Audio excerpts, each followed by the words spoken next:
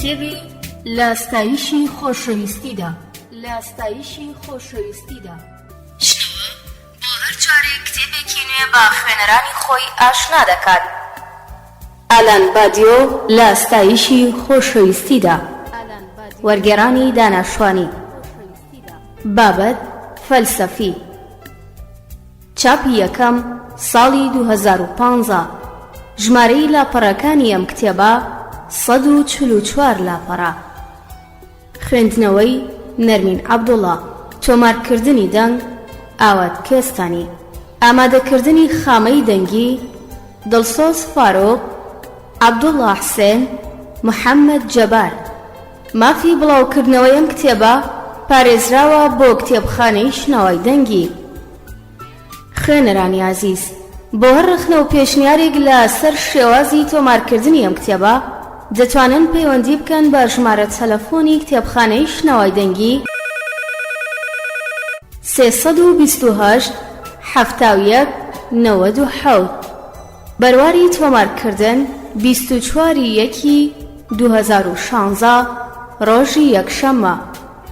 ناونیشان یەکێتی نابینایانی کوردستان، مەڵبەندی گشتی، سلێمانی شەقامی 60 مەتری، بەرامبەر سەنسەری بۆڵین. شنەوە ناوەندێک بۆ گەیاندنی ڕۆشنایی بە هەمووان.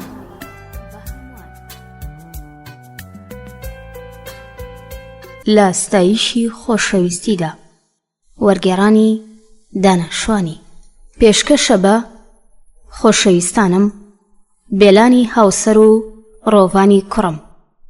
بەو جۆرەی دەزانین پێویستە خۆشەویستی سەر لە نوێ دابهێنرێتەوە.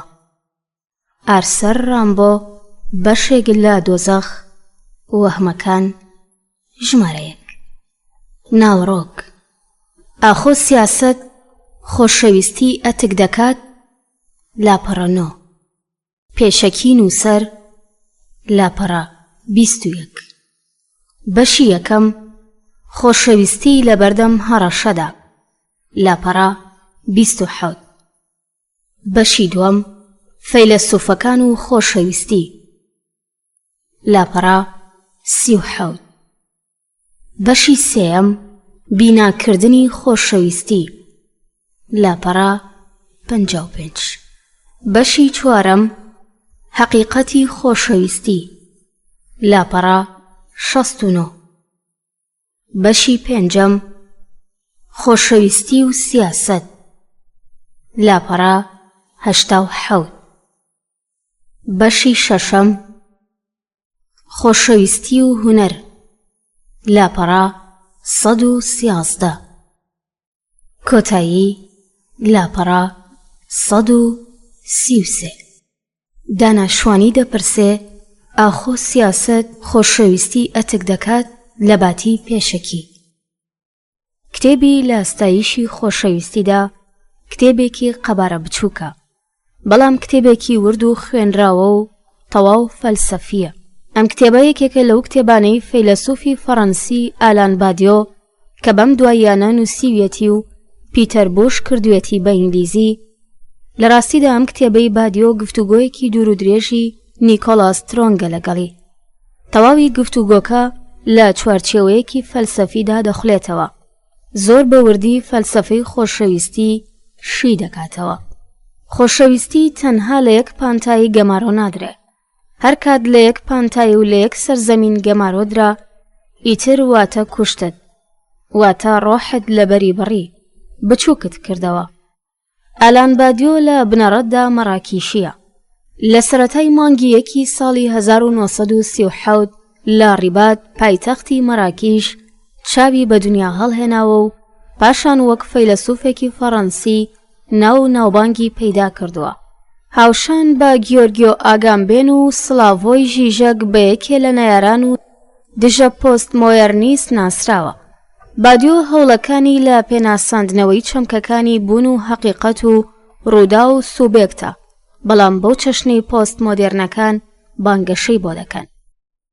ئالان بادیۆ لە ساڵی 1956 تا 1961 لە زانکۆی ئیکۆل نۆرمال سۆپەریۆر فەلسەفەی خوێندووە و پاشان ڕووی کردۆتە زانکۆی سۆربۆن، هەر لەوێ سیاسەت و ماتماتیکیشی خوێندنەوە. بە یەکێک لە دامەزرێنەرانی پارتی یەکگرتووی سۆسیالیست دادەنرێت. ئەم پارتە لە هەوڵی بەرەنگاربوونەوەی کۆلۆنیالیزمدا بوو لە جەزائیر. ئەندامی گروپێکی توێژینەوەکە ئاڵتوسێر بنیادی نابوو. دواتر ئەوەش بە چڕی کەوتە ژێر کاریگەری ژاگلاکانەوە. بادیۆ لە کتێبی لە ستایشی خۆشەویستیدا هاوشان بە پێشەکی و پاشەکیەک لە دەوری 6 تەوەرەدا هەوڵی داوە کۆی دید و بۆچوونەکانی خۆی لەبارەی خۆشەویستی بخاتە ڕوو.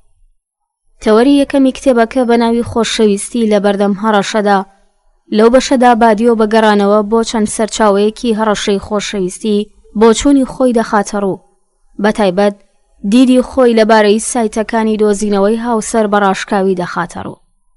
لە ڕاستیدا ئەتوانین بڵین هەر کات خۆشەویستی هەبێت هەڕەشەش هەیە، بەڵام هەڕەشەکانی بەردەم خۆشەویستی لە کللتورێکەوە بۆ کللتورێکی تر، لە پانتاییەکەوە بۆ پانتاییەکی تر جیاوازە. ئەو هەڕەشەی لە ئەوروپا ڕوبەڕووی دەبێتەوە جیاوازە لەو هەڕەشەی لە کوردستان ڕوبەڕووی دەبێتەوە. گرنگترین و بەرچاوترین هەڕەشەیش بادیۆ گوتنی سایتەکانی دۆزینەوەی هاوسەر و هاوسەرگیریە. بادیۆ پێی وایە هەر کات خۆشەویستی لە چوارچێوەی سایتێکی ئەنتەرنێتی و وێنەیەک بچووک بێتەوە، ئەوە بەمانای گەمارۆدانێتی. گەمارۆدانی خۆشەویستی بەمانای کوشتنی، بەمانای مردنێتی. هەڕەشەیەکی تری بەردەم خۆشەویستی حاشاکردنە لێی، دەستەبەر نەکردنی چوارچێوەیەکی ئەمنی و ئاساییشە بووی.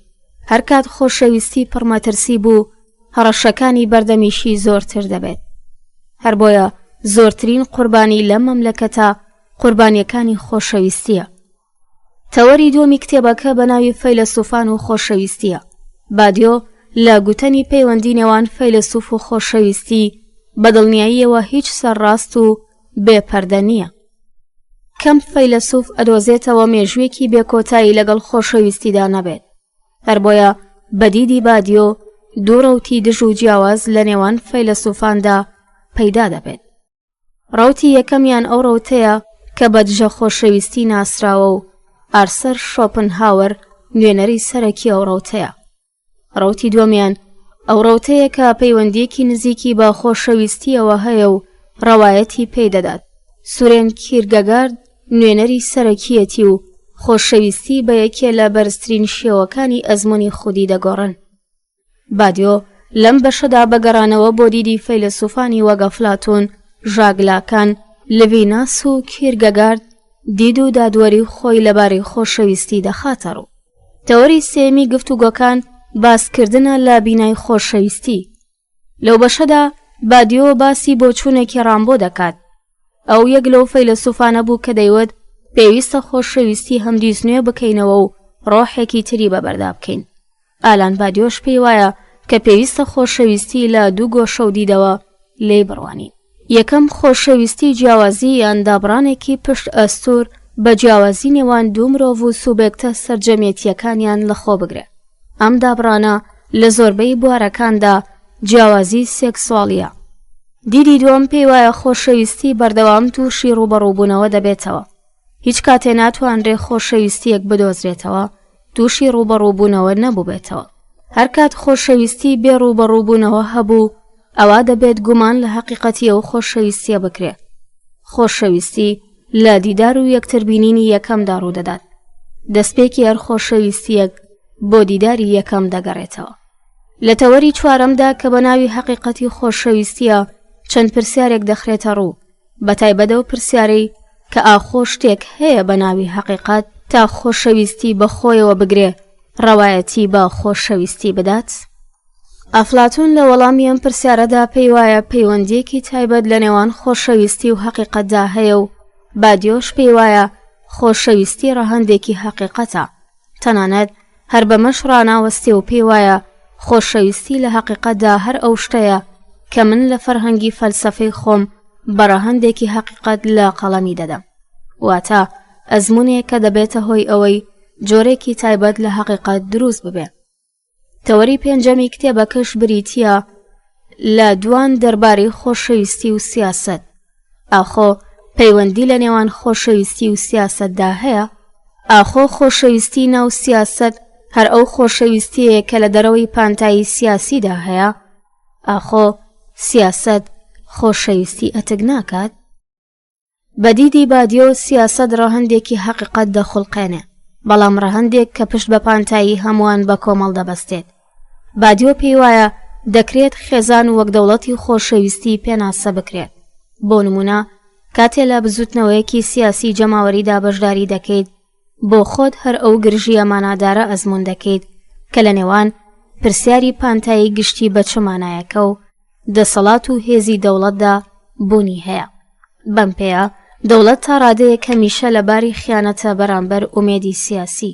ئاخۆ پێویستە هەنوو کە باسی ئەوە بکەین کە خێزان هەمیشە لە باری خیانەتە بەرامبەر بە خۆشەویستی؟ ئەوە ڕوونە کە پێویستە ئەم پرسیارە بخرێتە ڕوو بەو چەشنەی کە بادیۆ پێی وایە ئەمە خاڵ بە خاڵ کاریگەری خۆی بەجێ دەهێڵێ و بڕیار بە بڕیاریش هەر کاتیش کردە و ڕەفتاری سیاسی هاتە نێو دنیای خۆشەویستی و ئەڤینداریەوە، ئەوە بێگومان ئەتکردنی خۆشەویستی دەبێتە پێشبینی کراو. لە کەم شوێن و سیاسەتی جیهانیدا سیاسەتێک ئەدۆزرێتەوە کە خاڵی بێت لە تێکشکان و ڕووخانی یەکتری. سیاسەت دواتە بەرژەوەندی یەکلایەنە کە ئەگەرەکانی کەوتن و پاشە قولادانی ئەوی تر شایەنی بینینە. بادیۆ هەر لەو بەشەدا پێی وایە کە خاڵی داهێنانی منداڵان، کار، هاوڕێ، خڕبوونەوەی شەوانە، پشووەکان و هەر خاڵێکی تر بەمانای مۆنۆپۆڵکردن و گەمارۆدانی هەموو ئەم خاڵانەیە بەڕاگەیاندنی خۆشەویستی، هیچ بابەتێکی سەرڕاست و بێ پەردە نییە. لە کۆتا تەوەردا کە تەوەری خۆشەویستی و هونەرە، بادیۆ باس لەو پەیوەندی نێوان هونەر و خۆشەویستی و باسی پێگەی سوریالیستەکان لەم پەیوەندیەدا دەکات. بەدیدی بادیۆ پرۆژە سەرەکیەکەی سوریالیستیەکان پێڕەوکردنە لەو دەستوورەی ڕامبۆی شاعیر کە بڕوای بە دووبارە داهێنانەوەی خۆشەویستیە و بۆ سوریالیستیەکانیش ئەم داهێنانەوەیە بە شێوەیەکی شڵۆق و جوڵەیەکی هونەری ئۆنتۆلۆجی و سیاسی بوو. بە دیوێکی تریشدا هونەر زۆر جاڕووە کۆمەڵایەتیەکەی خۆشەویستی پیشانداوە بەو چەشنەی کە تەواوی خەڵکی ڕەشۆب پێیان وایە، بەڵام بەرحاڵ ئاشقان لە جیهاندا کەسانی تەنها ئەوان هەڵگری ئەو جیاوازیانن کە لەو جیهانەدا ئەزمۆنی دەکەن. ئەوەی ماوەتەوە بێژم ئەگەر ئەتەوێ باشتر و بەدیدێکی فەلسەفی و ڕوون لە خۆشەویستی تێبگەیت، خوێندنەوەی ئەم کتێبەی بادیۆ یارمەتێکی باشت بۆ دەستەبەر دەکات. ئەم کتێبە کۆمەکەرێکی باشە بۆ ئەو کەس و خوێنەرانی ئەیانەوێ لە دیدێکی فەلسەفی لە خۆشەویستی بڕوانن. ئەم کتێبە لەم سەرچاوانەی خوارەوە وەرگێردراوە و هەر لە ڕستە و دێڕێکدا گەڕانەوە و تێکهەڵکێشاندنی دەقەکان کردنی بووە. یەکەم، ئالان بادیۆ، درستایش عەشق، تەرجەمە مریەم عەبدولکەریم کاشی، نەشر قەقنووس، 1393. دووەم، ئالان بادیۆ، درستایش عەشق، تەرجەمە مجتەبا گەل محەممەدی، نەشر ئینتەرنێتی بدون سال چاپ و اسم نشر. سێم، ئالان بادیۆ، في مدح الحب، تەرجەمە غادة الحەلوانی. چوارەم، ئالان بادیۆ، In Price of Love، ساڵی 2012. خۆشەویستانم، لەگەڵم بن بۆ خوێندنەوەی پێشەکی کتێبی لە ستایشی خۆشەویستیدا. فەیلسوف هیچ کات نابێ پێگە بێ ژمارەکانی ژیان کە تیایاندا هیچ جیاوازیەکی لەگەڵ ئەوانی تر نییە فەرامۆش بکات. بێجگە لەمەش نەریتی شانۆی و بە شێوەیەکی تایبەت شانۆی کۆمیدی بە شێوەیەکی هەژێنەر ئەم ڕاستیە باز دەکات. لەمە بەدووە کەسایەتێکی شانۆیی ئاسایی و فەیلسوفێکی عاشق هەن کە حکمەتی ڕەواقی و بێمتمانەی ڕانەهێنراویەکەی بەرامبەر بە سۆزی خۆشەویستانە ڕێک لە ساتە وەختێک کە ژنێک بە جوانیەکی بری قەدارانە لە نێو ژوورەکە خونچە دەکات یان بە تەواوی ڕەش دەبێتەوە و ئەو بۆ هەمیشە گیر دەخوات. ماوەیەک لەمەوە پێش لەمە تێگەیشتم. پێم وایە فەیلسوف ئەمە ناوێکی بێلایەنە، بە دڵنیاییەوە جۆرەکانی پیا و ژن دەگرێتەوە. دەبێ بیرمەندێکی کارامە، شاعیرێکی ناشارەزا و چالاکوانێکی سیاسی بێت، بەڵام دەبێ ئەمە شتێ بگەین کە پانتایی بیرکردنەوە هەرگیز لە هێرشە بێبەزەی و زەبر و زەنگاویەکانی خۆشەویستی بێزیان نابێت. فەلسەفە داوا لە خوازیارانی بواری فەلسەفە دەکات جاچێ ژن بنیان پیا و لە ڕۆڵەکانی بیرمەند، هونەرمەند، ئەکتەر و عاشقدا دەربکەون. منەمانە بە چوار مەرجەکەی فەلسەفەی دەزانم.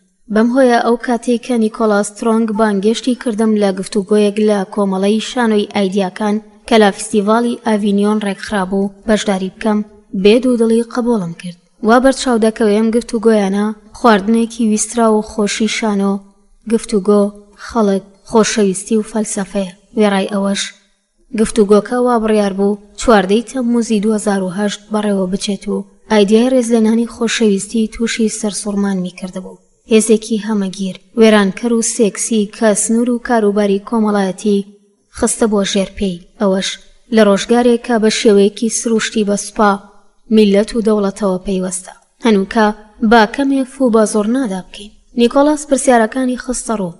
منیش ڕۆڵی ئالۆز و دوولایەنی فەلسەفەی خۆشەویستیم پێسپێردرا بوو. پێکەوە بەباشی کارمان کرد. ئەمەش بە جۆرێ لە سەرکەوتن لە قەڵەم ئەدرێت. هیچ گومانێک لە ئارادانیە بە هەمانج گەیشتی. ئەو دەقەی لە بەردەم تا ڕوونکردنەوەی قسەکانی ئەو ڕۆژانەیە. دەقەکە ڕیتمی خۆ بزواوی و ڕوونی پاراستووە. بەڵام بێکەم و کوڕی و ڕاشکاوانەتر پێم وایە دەقەکە لە سەرەتاوە تا کۆتایی ئەو شتەیە کە بانگەشە دەکات. ستایشی خۆشەویستی، سرودی فەیلسوفێکی وەک ئەفلاتونە، یان ئەگەر کەسێک وەک ئەو بیر بکاتەوە، ئەو کەسەی لە خۆشەویستیەوە دەست پێ نەکات هیچ کات پێی بە چپیەتی فەلسەفە نابات. لەبەرەوە لێرەوە ئالان بادیۆ فەیلسوفی خۆشەویستی لەگەڵ نیکۆلاس سترۆنگ فەیلسوف و دواندنەرێکی حەکیم و هەڵبەتە عاشق دەست و پەنجە نەرم دەکات. ئازیزانم، پێشەکی ئەم کتێبە کۆتایی هات. لەگەڵم بن بۆ خوێندنەوەی بەشی یەکەم لە کتێبی لە ستایشی خۆشەویستیدا. خۆشەویستی لە بەردەم هەڕەشەدا. پرسیار: لە کتێبی مانای سارکۆزیدا کە دوای بڵاوبوونەوەی زۆر بە خێرایی پێشوازیەکی باشی لێکرا، پێت وایە پێویستە ئێمە خۆشەویستی دابهێنینەوە، بەڵام لە هەمان کاتدا بنجبڕانە بەرگری لێ بکەین لەبەرەوەی خۆشەویستی لە هەموو لایەکەوە ڕوبەڕووی مەترسی بۆتەوە؟ خۆشەویستی بە چ شێوەیەک ڕوبەڕووی هەڕەشە دەبێتەوە؟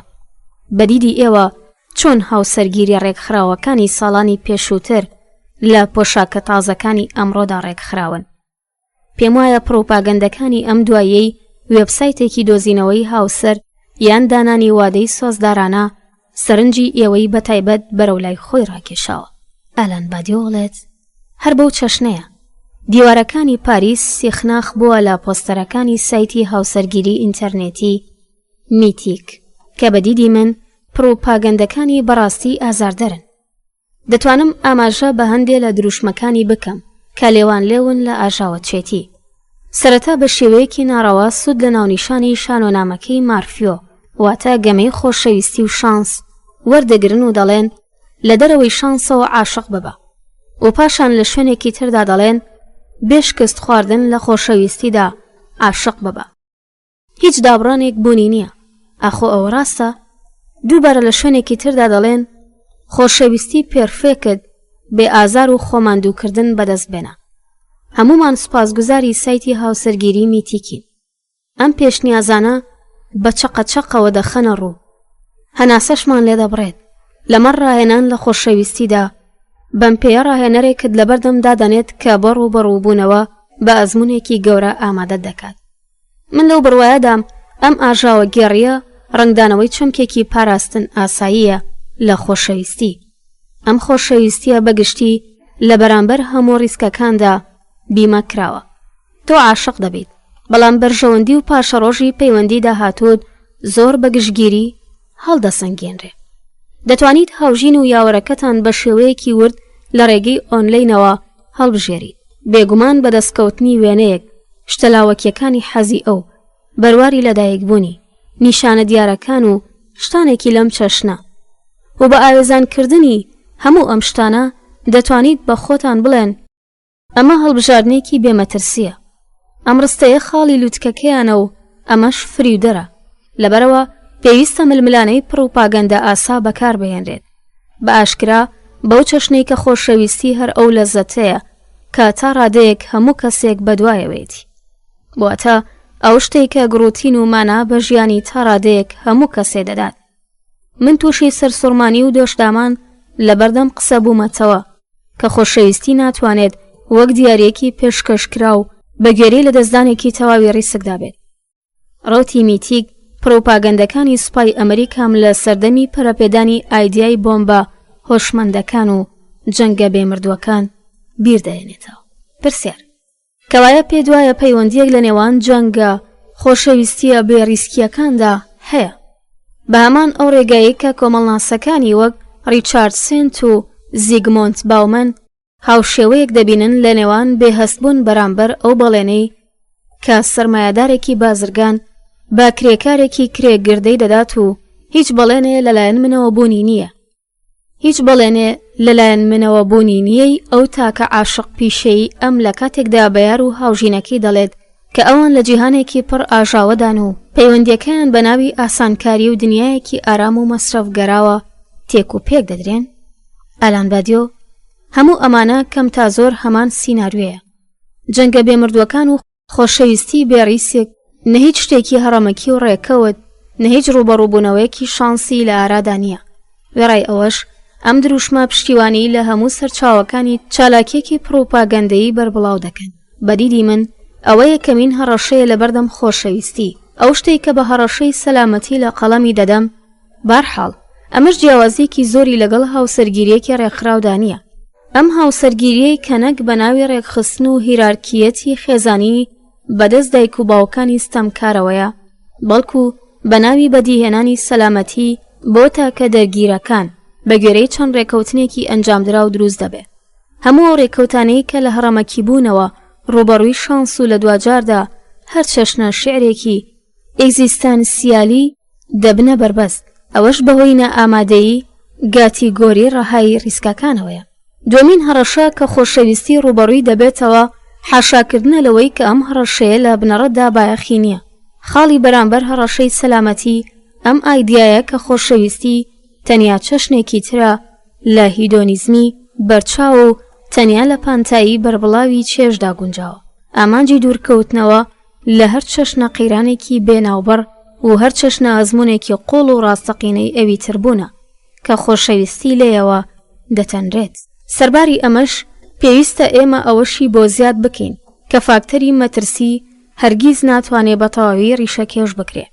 پرۆپاگەندەکانی میتیک وەک پرۆپاگەندە بۆ سوپا ئیمپراتۆر سەنتەرەکان دەبێژرێت، مەترسیەکان دەبێتە ماڵی هەر کەسێکی تر جگە لە تۆ ئەگەر زۆر باش بۆ خۆشەویستی پەروەردە کرابیت و پەیڕەوی لە یاساکانی سەلامەتی مۆدێرنت کردبێت، کۆتایی هێنان و پشڕانی پەیوەندیت لەگەڵ ئەو کەسەی کە بۆت گونجاو نییە کارێکی دژوار نابێت. ئەگەریش ئەو ئازاریش بکێشێ ئیدی پەیوەندی بەخۆیەوە هەیە، مەگەروانیە ئەو بەشێک نییە لە مۆدێرنیتە بە هەمان ئەو ڕێگەی کە جەنگە بێمردووەکان تەنیا لە مەڕ تەوژمی سەربازی خۆرئاوایی بەکاردەهێنرێ. ئەو بۆمبانەی کە ئەوەندەی هاوێژن زۆرێک لەو مرۆڤانە دەکوژن کە تەنیا کەم و کوڕیان ژیانیانە لە ئاستی خوارەوەدا، بەڵام ئەم مردووانە ئەفغانیەکان، فەڵەستینیەکان و خەڵکانی لەم چەشنن. ئەوان هیچ جۆرە پەیوەندیەکیان بە مۆدێرنیەتەوە نییە.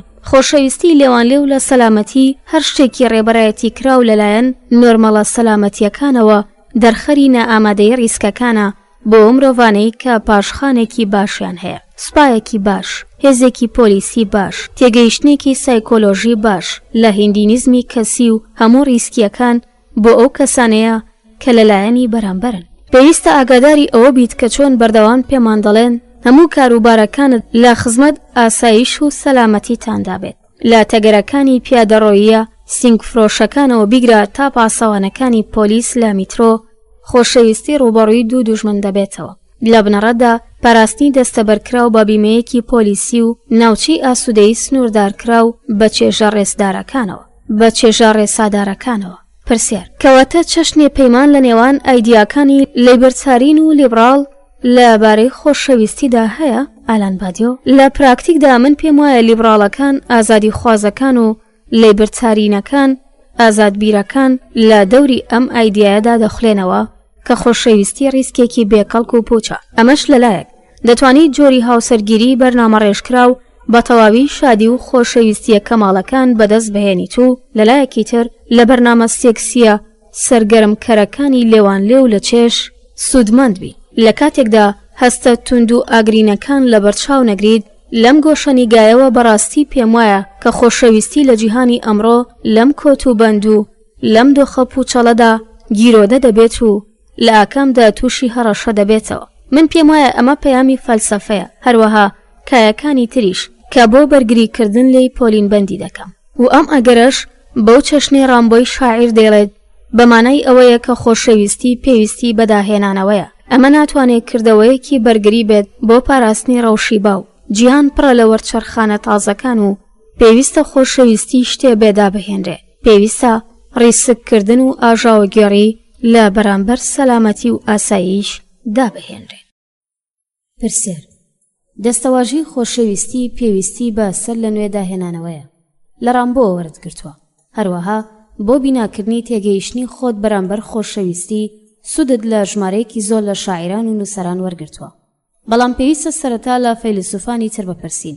لەژێر کاریگەری ئەم ڕاستیە دەیت کە کەسانێکی زۆر کەم پەیوەندیەکی جدی بەرامبەر خۆشەویستی دەخەنە ڕوو. کاتێکیش ئەو فەیلسوفانە گرنگی بەو پرسە دەدەن، نەیاریان دەکەیت هۆکارەکەی چییە؟ ئالان بادیۆ: بێگومان پەیوەندی نێوان فەیلسوفەکان و خۆشەویستی بە هیچ شێوەیەک ڕوون و شەفاف نییە. کتێبەکەی ماری لومۆنیە و ئۆدلانسلین لە ژێر ناونیشانی فەیلسوفەکان و خۆشەویستی لە سوکراتەوە تا سیمۆن دووبۆڤوار ئەم پرسەی بەڕوونی خستوۆتە ڕوو. ئەم کتێبە بەو سەرسوورمانەوە خەریکە کە تاوتوی بیرکردنەوە و ژیانی فەیلسوفەکان تێکەڵکێش دەکات بێوەی کەمترین هەوڵ بە مەبەستی تێگەیشتنی پتر بۆ خوێنەری گشتی ئەنجام بدات. کتێبەکە لەم دیدەوە تا ڕادەیەک بێهاوشێوەیە. ئەوە دەخاتە ڕوو کە چۆن فەلسەفە لە کاتی هەبوونی خۆشەویستیدا لە نێوان دوو گۆشەی بەرامبەر یەکدا تووشی نسکۆ دەبێت. ئەگەرچی چەند ڕوانگەیەکی مامناوەندیش بوونی هەبێت، لەلایەک فەلسەفەی دژە خۆشەویستی بوونی هەیە کە ئارسەر شۆپنهاوەر یەکەمین نوێنەرێتی. ئەو فەلسەفەیە بەوە ناسراوە کە لە شوێنێکدا دەنووسێت هەرگیز ژنان بەهۆی ئەزموونی سۆزی خۆشەویستیەوە هیچ نابەخشن. ئەوان لە ڕێگەی ئەم نەمریەوە جۆری مرۆڤ وا لێ دەکەن کە لە ڕاستیدا بێبایەخ بن. شۆپنهاوەر بیرمەندێکی توندڕەوە. لەلایەکی تر چەند فەیلسوفێکی تریش کە هەن خۆشەویستی بۆ یەکێ لە باڵاترین ئاسی ئەزموونی سوبێکتی دەگۆڕن. بۆ نمونە کیرگەگۆر لەم دەستە فەیلسوفانەیە. لە دیدی کیرکەگۆر بوون سێ ئاسی هەیە. لە ئاستی ئیستاتیکایدا ئەزموونی خۆشەویستی ئەزموونێکە لە جۆری هەست بزواندن و دووبارەبوونەوەی پوچ و بەتاڵ. خودخوازیەکی چێژ ئاسا و خودخوازی هەرهەمان خودخوازی کەسەکان باز دەکات کە دۆن ژوان لە ئۆپێرای مۆزارتدا نمونەی باڵای بوو. خۆشەویستی لە ئاستی ئاکاریدا واقعیە و جدیبوونی خۆی دەسەلمێنێت. خۆشەویستی لەم ئاستەدا بەڵێنێکی ناوەکی ڕەهایە. بەو چەشنەی کیرکەگۆر لەبەر خۆشەویستەکەی خۆی ڕیگینی لاو ئەزموونی کرد. لە کاتێکدا بەهای ڕەهای ئەم بەڵێنە لە ڕێگەی هاوسەرگیریەوە پشڕاست دەکرێتەوە. ئاستی ئاکاری دەتوانێت ڕۆیشتن بەرەو باڵاترین ئاست کە ئاستی ئاینیە بخاتە ڕوو. بەم چەشنە هاوسەرگیری نەگوەک هۆکاری ئاراستەکردنی پەیوەندی کۆمەڵایەتی لە بەرامبەر مەترسیەکانی خۆشەویستێکی سەرکێشانە، بەڵکو وەک دامەزراوەیەک دادەنرێت کە خۆشەویستی واقعی بەرەو پێگە سەرەکیەکەی ئاراستە دەکات. دوایین شێوە گۆڕینی خۆشەویستی ئەو کاتە ڕوو دەدات کە من ئیگۆ لە ڕوونکردنەوەی خۆیدا نوقم دەبێت بۆ ئەوەی ئەو دەسەڵاتە ببینێت کە ئەوەی هێناوەتە کایەوە. واتە ئەو کاتەی ئیگۆ لە ڕێز و زۆری ئەزموونی خۆشەویستیدا ڕەگ و ڕیشەی خۆی لە سەرچاوە ئیلاهیەکی دەدۆزێتەوە. ئەو کات خۆشەویستی بەرەو ئەو دیوی سنوورەکانی فریودان دەچێت و لە ڕێگەی میانگیری هاوسەرگیریەوە بە ئاسانی ئەتوانێت بگاتە پلەی سوپەر مرۆڤ. بەو چەشنەی کە دەیبینین فەلسەفە بەدەست ناکۆکیەکی زۆر گەورەوە دەناڵێنێ. لەلایەک خۆشەویستی وەک جۆرێک لە زیادەڕەوی سروشتی لە پەیوەندی سێکسی دەبینێت و دەبێتە هۆی جۆرێک گومانی عەقڵانی. لەلایەکی تر پۆزشی خۆشەویستی دەبینین کە بەلایەنی کەمەوە لە دەرکەوتنی ئاینیدا نییە. مەسیحیەت کە ئاینی خۆشەویستیە لە باگراوندێکی هەڵواسراودا دەمێنێتەوە و ئەم ناکۆکیەش تا ڕادەیەک شایەنی قبوڵکردن نییە. لەمڕۆوە کیرگەگۆرد سەرنجام ئەو کاتەی نەیتوانی پێی بە ئایدیای هاوسەرگیری لەگەڵ خۆشەویستەکەی ڕێگینا بەرێ لێی جیابەوە و دوجار بوو بەو فریودانە ئیستاتیکیەی ئاستی یەکەم. بەڵێنی ئاکاری دووەمین ئاستی بەجێهێنا و لە تێپەڕین بۆ ئاستی سێم سەرکەوتوو بوو. ئەویش لە ڕێگەی جدیبوونی هاوسەرگیری لە ژیانی واقعیدا نەبوو. وێڕای ئەوەش ئەو کۆی چوارچێوەی فۆرمە هەمە چەشنەکانی بیرکردنەوەی فەلسەفەی ئەزموون کرد. پرسیار: ئاخۆ بایەخپێدانی کەسیتان بەرامبەرم پرسە بۆ هەنگاوە بەرایەکانی ئەفلاتون دەگەڕێتەوە کە خۆشەویستی بە یەکێک لە شێوەکانی نزیک بوونەوە لە ئایدیادا دەنا؟ ئالان بادیۆ: ئەفلاتون لەبارەی خۆشەویستی زۆر بەوردی دەدوێت. توخمێکی یونیڤێرسال لە پاڵنەری جوڵان بەرەو خۆشەویستی هەیە. ئەزموونی خۆشەویستی هەندێکە بەرەو ئەوەی ئەفلاتون بە ئایدیا لە قەڵەمی ئەدات. بەم چەشنە تەنانەت ئەو کاتی کە تەنیا سایشی جەستەیەکی جوان دەکەم و بەس، جگەلەوەی کە خۆشم دەوێیان نا، حەزم بە ئایدیایەکی جوانیشە. منیش ڕێک بە وشە و دەستەواژەی تەواو جیاواز هاوشێوەی ئەفلاتون بیر دەکەمەوە. بەم مانایی کە خۆشەویستی پێک دێت لە ئەزموونێکی تێپەڕی ئەگەری لە ڕێکەوتبوونی پەتیشانسەوە بۆ ڕەوشێکی پڕبەهای گشتی. بەدەستپێکردنی ڕوبەڕووبوونەوەیەکی ڕۆت، هەرچەند بێبایەخیش فێر دەبیت، دەتوانیت دنیا بە گوێرەی جیاوازیەکان نەک تەنیا بە گوێرەی هاوشێوەیەکان ئەزموون بکەیت و تەنانەت ئەشێ لەم پرۆسەیەدا بۆ ئەزموونی ڕابردووش بگەڕێیتەوە و تووشی ئازاریش بیت. لە دنیای ئەمڕۆدا بە شێوەیەکی گشتی واوێنا دەکرێت کە کەسەکان تەنیا بەرژەوەندی کەسی خۆیان دەوێت. خۆشەویستی چارەیە کە بۆم پرسا. خۆشەویستی پێداگری لەسەر ئەمە دەکاتەوە کە تەنیا وەک ئاڵوگۆڕێکی دوولایەنە دانەنرێت، یان بە هەر شێوەیە وەک سەرمایەکی سوودویست لە بەرچاو نەگیرێت و بەڕاستی جۆرێک متمانە و دڵنیابوونێکی کەسیە کە لە بەخت و چارەنووسدابوونی هەیە. خۆشەویستی بەرەو چەند بەشێکی دیاریکەری ئەزموونیش تەجیاوازەکانمان دەبات و بەم ئایدیایە ڕێنماییمان دەکات کە توانرێت دنیا لە گۆشەی جیاوازەوە ئەزموون بکرێت. لەم چوارچێوەیەدا خۆشەویستی چەند پەیامێکی گشتی و هەمەکی هەیە. خۆشەویستی ئەزموونێکی کەسیە لە یونیڤێرساڵیەکی بەزەبر و لەم ڕووەوە.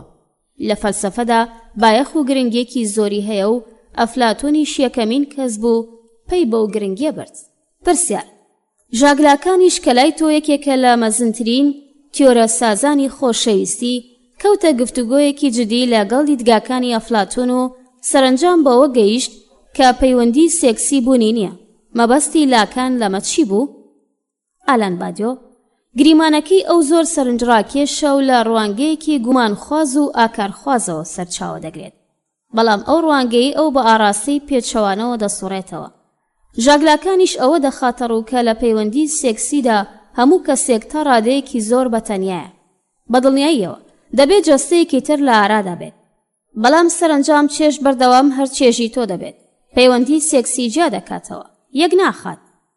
ئەم ڕاستی کە تۆ ڕووتیت و فشار دەخەیتە سەرەوی تر، ئەمە جۆرێک وێناکردن، جۆرێک ڕنگدانەوەی خەیاڵیە. ڕاستیەکە ئەو چێژەیە کە تا پانتاییەکی یەکجار دوورە دەست دوورت دەخاتەوە. لەم ڕۆوە لاکان بەم ئەنجامە گەیشت کە پەیوەندی سێکسی بوونی نییە. ئەم داوەریەی ئەو هەمووان تووشی شۆک دەکات کە بۆچی لەو سەردەمەدا هەمووان تەنیا لەمەڕ پەیوەندیە سێکسیەکان دەدوێن.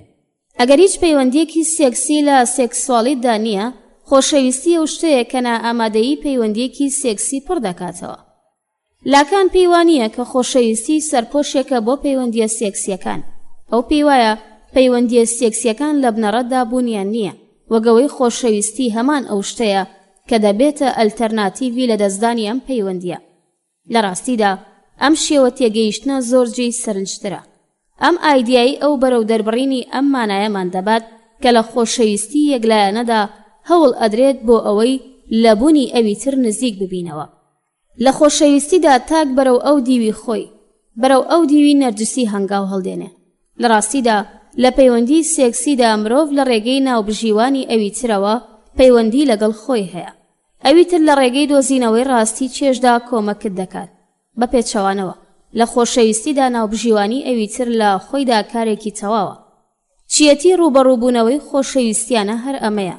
مرۆڤ هەوڵ ئەدات ئەوی تر وەک خۆی بێت و وای لێ بکات بەو چەشنەی کە هەیە بۆ ئەو بێت و ئەم تێگەیشتنە لە بەراورد بەو ڕوانگە تەواو گاڵتە جارانی کە خۆشەویستی پتر لە کەڤاڵێکی خەیاڵی نەخشێنرا و بەسەر هەوراز و نشێوی حەقیقەتدا دەڕوانێ بە پەیوەندی سێکسی نازانێ.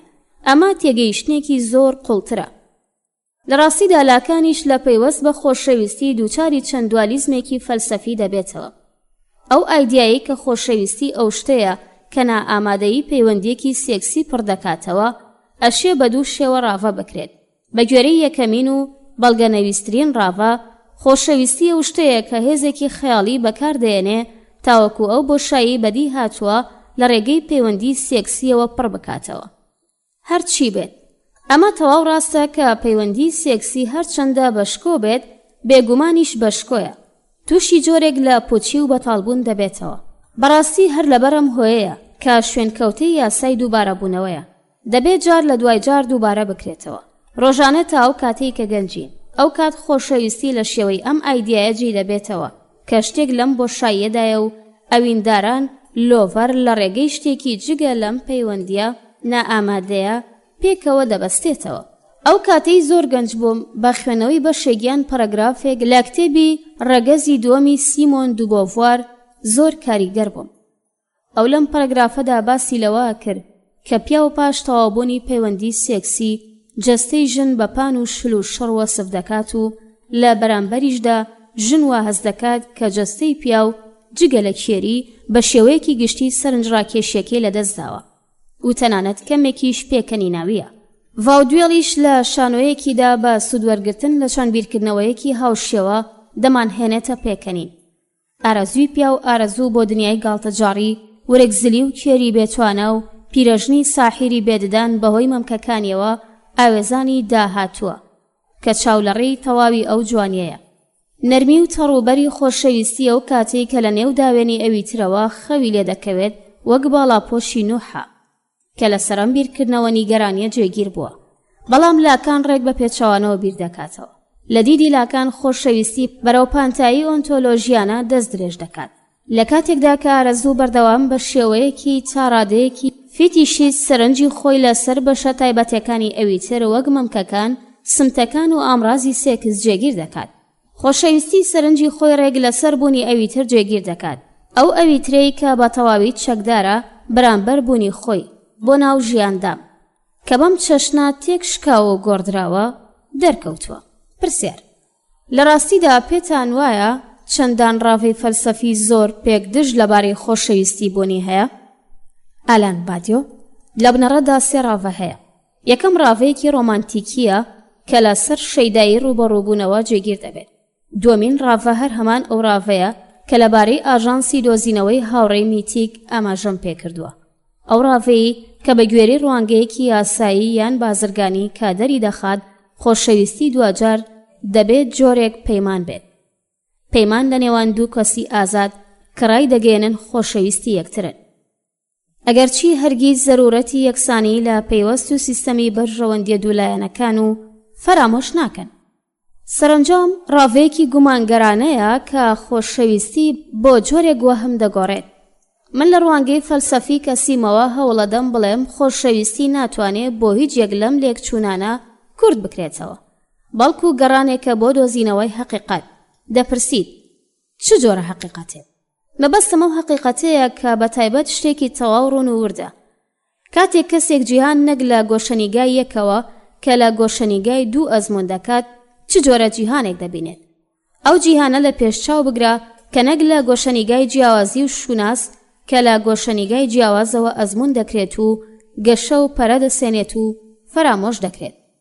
جیهانێکی ئاوها چ جۆرە جیهانێکە؟ من پێم وایە خۆشەویستی دەبێ بەم چەشنە بێ. خۆشەویستی ئەو پرۆژەیە کە تەواوی لایەنەکانی ئارەزووی سێکسی دەگرێتەوە. بۆ نمونە لەدایکبوونی منداڵ و 1001 شتی تر. لە ڕاستیدا هەموو شتێک لە ساتەوەختێک کە ژیانمان لە گۆشەنیگای جیاوازەوە تووشی کێشە و قەیران دەبێتەوە. پرسیار: باڕەچاوکردنی بیرروڕاکانت و بە پشتبەستن بەوەی کە خۆشەویستی بەڕێگایەک بۆ ئەزموونی جیهان بە گوێرەی جیاوازی دەزانیت، بۆچی لەگەڵ ئیمانوێل لڤیناس هاودەنگ نیت کاتێ دەڵێت عاشق لەو کەسەی خۆشی دەوێت معشوق نەک تایبەتمەندیەکی جیاواز لەگەڵ ئەوانی تر بەڵکو تایبەتمەندیەکی جیاواز ئەزمون دەکات؟ بۆچی ئەوە قبول ناکەیت کە خۆشەویستی ئەزمونێکی ترە؟ ئالان بادیۆ: بەدیدی من پەیبردن بەمەی کە بیناکردنی جیهان بە گوێرەی جیاوازی بەدەر لە ئەزموونی جیاواز کارێکی پێویستە. خەیاڵی لڤیناس لە ئەزموونی ڕاوەنەکراوی هاوشێوەی ئەوی ترەوە دەست پێیەکات. جۆرێک دەرکەوتن کە بە گوێرەی خوداوەند وەک ئەوی تری بەهێز جێگیر بووە. ئەزموونی ئەویتر بوون بایەخێکی یەجگار زۆری هەیە لەبەرەوەی بەردی بناغەی زانستی ئاکارە. لە هەر نەریتێکی ئاینی باڵادا خۆشەویستی وەک جۆرێک لە ئاستی ئاکاری بە تەواوی مانا دەردەکەوێت. بەدیدی من هیچ شتێکی ئاکاری بەتایبەت لە مەرخۆدی خۆشەویستی بوونی نییە. لە ڕاستیدا من حەزم لە هیچێک لەم بیرکردنەوە ئیلاهیاتیانەی بە سوودوەرگرتن لە خۆشەویستی هاتوونەتە کایەوە نایەت. ئەگەرچی دەزانم کاریگەریەکی قۆڵیانیش لەسەر مێژوو هەیە. تەنیا ئەو شتێک کە دیاری دەکەم دوارەخنەی یەکە لە دوو. پێم وایە ڕوبەڕووبوونەوە لەگەڵ ئەوی تر بەڕاستی هەیە، بەڵام ڕوبەڕووبوونەوە جۆرێک لە ئەزموون نییە. ئەو ڕووداوەیە کە باڵۆزی دەمێنێتەوە و حەقیقەت تەنیا لە دووچێی زایڵەی هەمەجۆر لە جیهانی واقعیدا دەردەکەوێت. بۆیە ناتوانم خۆشەویستی بە ئەزموونی هاوبەشیکردن بزانم، واتە ئەزموونێک کە تێیدا خۆمان بەهۆی ئەوی تر فەرامۆش بکەین. ئەمە مۆدێلی ئەم جیهانەیە لەوەی سەرنجام بەرەو ئەوی تری بەهێز ڕێنمونی دەکات. پێشتریش گۆتە لە کۆتایی کتێبی فاوست ئەوەی پشتڕاست کردوتەوە کە ژنانەی جاویدان بە لووتکەمان دەگەێنێت. بەداخەوە من گوزارەی لەم چەشنە تا ڕادەیەک بە ناپەسەند دەزانم. بەڕاستی خۆشەویستی نە بە لووتکە و نە بە نشێوم ناگەێنێ. خۆشەویستی پرۆژەیەکی وجودیە بە مەبەستی بیناکردنی دنیا لە گۆشەنیگایەکی ناسەنتەریزمەوە. جگە لە پاڵنەری پەتی من بۆمانەوە یان پاڵپشتیکردنی سەر لە نوێی شوناسی خۆمان. لێرەوە ئەزمون و بیناکردن لە بەرامبەر یەکدا دەنێم. کاتێ پشەستورم بەلاملەکانی ئەو ژنەی خۆشم دەوێت و ئارامی بەرەبەیان بە سەرنشێوی ئاسۆیکێ و سەوزەڵان و مەزرای گەنم، سێبەری درەختەکان، مەڕی سەرڕەشی بێجم و جۆڵی پشت حەسارەکان و خۆر لە کاتی ئاوابوونی لە نێوان لووتکە و گردەکان دەبینم و دەزانم نەک لە ڕووی دۆخی سیماکەیەوە بەڵکو لە ڕووی جیهان بەو چەشنەی کە هەیە کە ئەویش هەر ئەم جیهانە دەبینێت و ئەم یەکان گیریە بەشێکە لە جیهان و دەشزانم کە ڕێک لە هەمان ساددا خۆشەویستی بریتیە لە پارادۆکسی جۆری جیاوازیەکی هەماهەنگ. لەبەرەوەیە خۆشەویستی بوونی دەبێت و سەر هەڵدەدات، درێژە بەبوون دەدات. ڕاستیەکە ئەمەیە کە هەنووکە من و ئەو دەرگیری بابەتێکی بێ هاوتایانەین، بابەتی خۆشەویستی کە بینینی جیهان لە پانۆرامای شوشەیانەی جیاوازیەکانەوە دەخاتە ڕوو. بەم چەشنە دەتوانیت پێی بەم جیهانە بەریت، لەدایک بیت و نەبیتە ڕنگدانەوەیەکی سادەی پڕکردنەوە و زاڵکردنی تێڕوانینە کەسیەکانت. خۆشەویستی توانای هەمیشەیی ئامادەبوونە لە لەدایکبوونی جیهاندا. لەدایکبوونی منداڵ بەو چەشنی لە چوارچێوەی خۆشەویستی لەدایک ببێت. هەمدیست نمونەیەکی ترە لەم توانایە. بیناکردنی خۆشەویستی لاپەڕە. هەنووکە با لە تێگەیشتنتان بۆ خۆشەویستی بڕوانی. گوێم لێ بووە کە ڕامبۆ دەیویست خۆشەویستی سەر لە نوێدا بهێنێتەوە، بەڵام بە هەمان مەبەست دەبێت لە کام ئایدیا لەبارەی خۆشەویستی دەست پێ بکەینەوە.